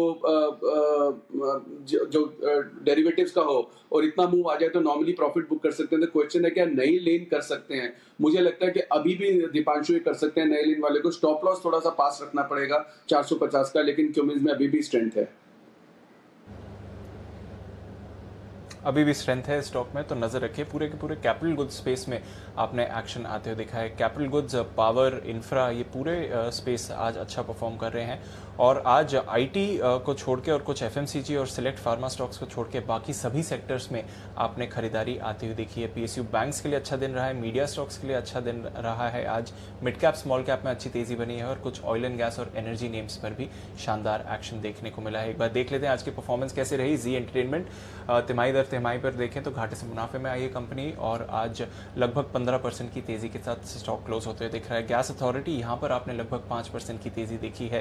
टेक महिंद्रा 2% की तेजी यहाँ पर आती हुई देखी है। भारतीय एयरटेल लंबे समय के बाद अच्छा मूव यहाँ पर भी आया है, लगभग 2% ऊपर। मारुति 7000 के ऊपर है, लंबे समय के बाद इस स्तर को क्रॉस किया है मारुति ने, तो वहां पर भी आपने बेहतरीन तेजी आती हुई देखी है। 7 महीने के बाद इस लेवल पर मारुति आया है। ICICI bank, SBI, HDFC bank यहाँ पर अच्छी खरीदारी थी। रिलायंस इंडस्ट्रीज ऑलमोस्ट 1% ऊपर था मार्केट को सहारा देते हुए। हालांकि ब्रेथ थोड़ी इवन ही रही, आखिरी कुछ मिनटों में आपने थोड़ी मुनाफा वसूली भी देखी। बजाज ऑटो वीक था आज, ओएनजीसी, नेस्ले और कोल इंडिया यहाँ पर भी आपने थोड़ी सी गिरावट आती हुई देखी है। कोल इंडिया कल के ट्रेड में ऑफकोर्स काफी एक्टिव था। तो अनिल जी, अच्छा पार्टिसिपेशन दिखा है मार्केट्स में, 11,400 के ऊपर क्लोजिंग हो रही है, लंबे समय बाद ये स्तर भी हम देख रहे हैं और बाजार में भी बेहतरीन एक्शन रहा है आज। दीप, और इस तरह की क्लोजिंग से किसी को कोई कंप्लेन नहीं है। बढ़िया ट्रेडिंग सेशन, पूरे दिन भर सीमित दायरे में कारोबार, शाम को हल्की सी प्रॉफिट बुकिंग और फिर भी आप अहम लेवल के ऊपर बंद हो रहे हैं और वो अहम लेवल है 11,400 का निफ्टी पर और 22,262 के ऊपर बैंक निफ्टी का बंद होना अच्छा संकेत माना जाएगा। हालांकि आप 22,500 आज पार करना चाहते थे, इसीलिए दीप आपको याद होगा सुबह से मैं कह रहा था कि 22,500 पार होना मुश्किल है। डेटा जो कह रहा है दोपहर के दौरान तो ये जो विचार था और मजबूत होता हुआ दिखा। जिस तरह से 22,500 के कॉल ऑप्शंस में एडिशन हुए तो 22,500 रुकावट का लेवल है, 22,000 आपके लिए सपोर्ट का, उसके बीचों बीच 22,300 के नज़दीक जाकर बंद हुए हम बैंक निफ्टी पर और 11,400 के ऊपर बंद होने में कामयाब रहे हैं निफ्टी पर। तो अच्छी क्लोजिंग जिससे किसी को कोई शिकायत नहीं। आइए फाइनल क्लोजिंग आए उससे पहले बता दूं आपके लिए शाम का 6 बजे का शो क्या खास है। और एक इंटरेस्टिंग शो है आज शाम को, हेल्थ से जुड़ा हुआ ही। वैसे तो अभी पूरे देश और दुनिया को चिंता कोरोना की है, लेकिन कोरोना के अलावा भी ऐसी कई बीमारियां हैं जो जानलेवा हैं और जिनसे लोग परेशान हैं। जैसा कि एक लाइलाज बीमारी है कैंसर, और कैंसर ये एक ऐसी बीमारी है जो दबे पांव हिंदुस्तान में लोगों को जकड़ रही है और अब धीमे धीमे कैंसर के मामले में बहुत सारे मामले सुनने में आते हैं। आईसीएमआर की एक रिपोर्ट है और वो रिपोर्ट ये कह रही है कि अगले 5 सालों में कैंसर के मामले 12% और बढ़ जाएंगे, यानी कि 2025 तक हिंदुस्तान में कैंसर के लगभग 16 लाख मरीज हो जाएंगे। ये रिपोर्ट सावधान करने वाली भी है, डराने वाली भी है। लेकिन कैंसर बेकाबू क्यों हो रहा है, इससे बचना कैसे है, क्या खाना है क्या नहीं खाना है, लाइफस्टाइल कैसी रखनी है, शुरुआती लक्षण क्या है और कैंसर होता क्यों है, और कैंसर हो गया तो क्या इसका मतलब मरना निश्चित है या फिर इसका इलाज भी है। ये सारे सवाल होंगे आपके जहन में अगर आपको नहीं पता है तो। और इन्हीं सवालों के जवाब आपको देंगे 2 खास मेहमान। डॉक्टर रमाकांत देशपांडे ये हमारे साथ जुड़ेंगे जो चेयरमैन है Asian institute of oncology Mumbai से, और डॉक्टर अंशुमान कुमार जो कैंसर सर्जन है दिल्ली से। आपको आसान भाषा में आपकी तमाम इन सवालों को बारीकियों से समझाएंगे, इस पर आप फोकस कीजिएगा। तो ये है कैंसर से जुड़ा हुआ स्पेशल शो। तो बंसल जी, बड़े दिनों बाद हमने कहा कि थोड़ा कोरोना से हटकर भी कोई शो किया जाए, तो आज हमने कैंसर का सब्जेक्ट चुना है। कैसा लग रहा है आपको, ये बताइए। देखिए अनिल जी, अभी जब आपने मस्ती की पाठशाला की रही थी शनिवार को, तो मैंने बोला था भाई मैं सच बोलता हूँ, जो मुझे लगता है वो बोलता हूँ। तो अनिल जी फ्रैंकली मैं आज का शो मेरे ख्याल से बहुत समय बाद होगा कि मैं आज शाम का शो नहीं देखूंगा। अनिल जी ये सब देख के मुझे ना घबराहट होती है, मेरी धड़कनें बढ़ जाती हैं, तो मैं माफी चाहता हूँ अनिल जी, इस पर मैं टिप्पणी नहीं कर पाऊंगा। नहीं, बिल्कुल भी डरिए घबराइए मत। शो भले देखे ना देखे वो ठीक है बंसल जी, लेकिन डरिए घबराइए मत। ये शो अलर्ट करने के लिए, सावधान करने के लिए, डराने के लिए बिल्कुल भी नहीं। डराने के लिए तो आपने बचपन में कॉलेज में वो देखी होगी रामसे ब्रदर्स की कोई पिक्चर नहीं देखी बंसल जी अभी तक आपने लाइफ में? नहीं अनिल जी देखिए, डरने आप अनिल जी आप नहीं डरा रहे। अनिल जी शो तो काफी नॉलेज का है और अवेयरनेस करता है, but Anil ji by default मेरा डीएनए ऐसा है, मुझे घबराहट होती है अनिल जी। ये मेरा अपना डीएनए है, आपका शो घबराहट वाला नहीं है। शो तो इन्फॉर्मेटिव है, बाकी लोग मेरे घर के देखेंगे, मेरी मम्मी तो देखती है, मदर डेली देखती है अनिल जी शाम का शो, तो वो तो देखेंगी, बट आज शायद शाम की चाय मैं उनके साथ नहीं पीऊंगा। मेरे को अनिल जी खुद पर्सनली घबराहट होती है, शो में कोई गड़बड़ नहीं है।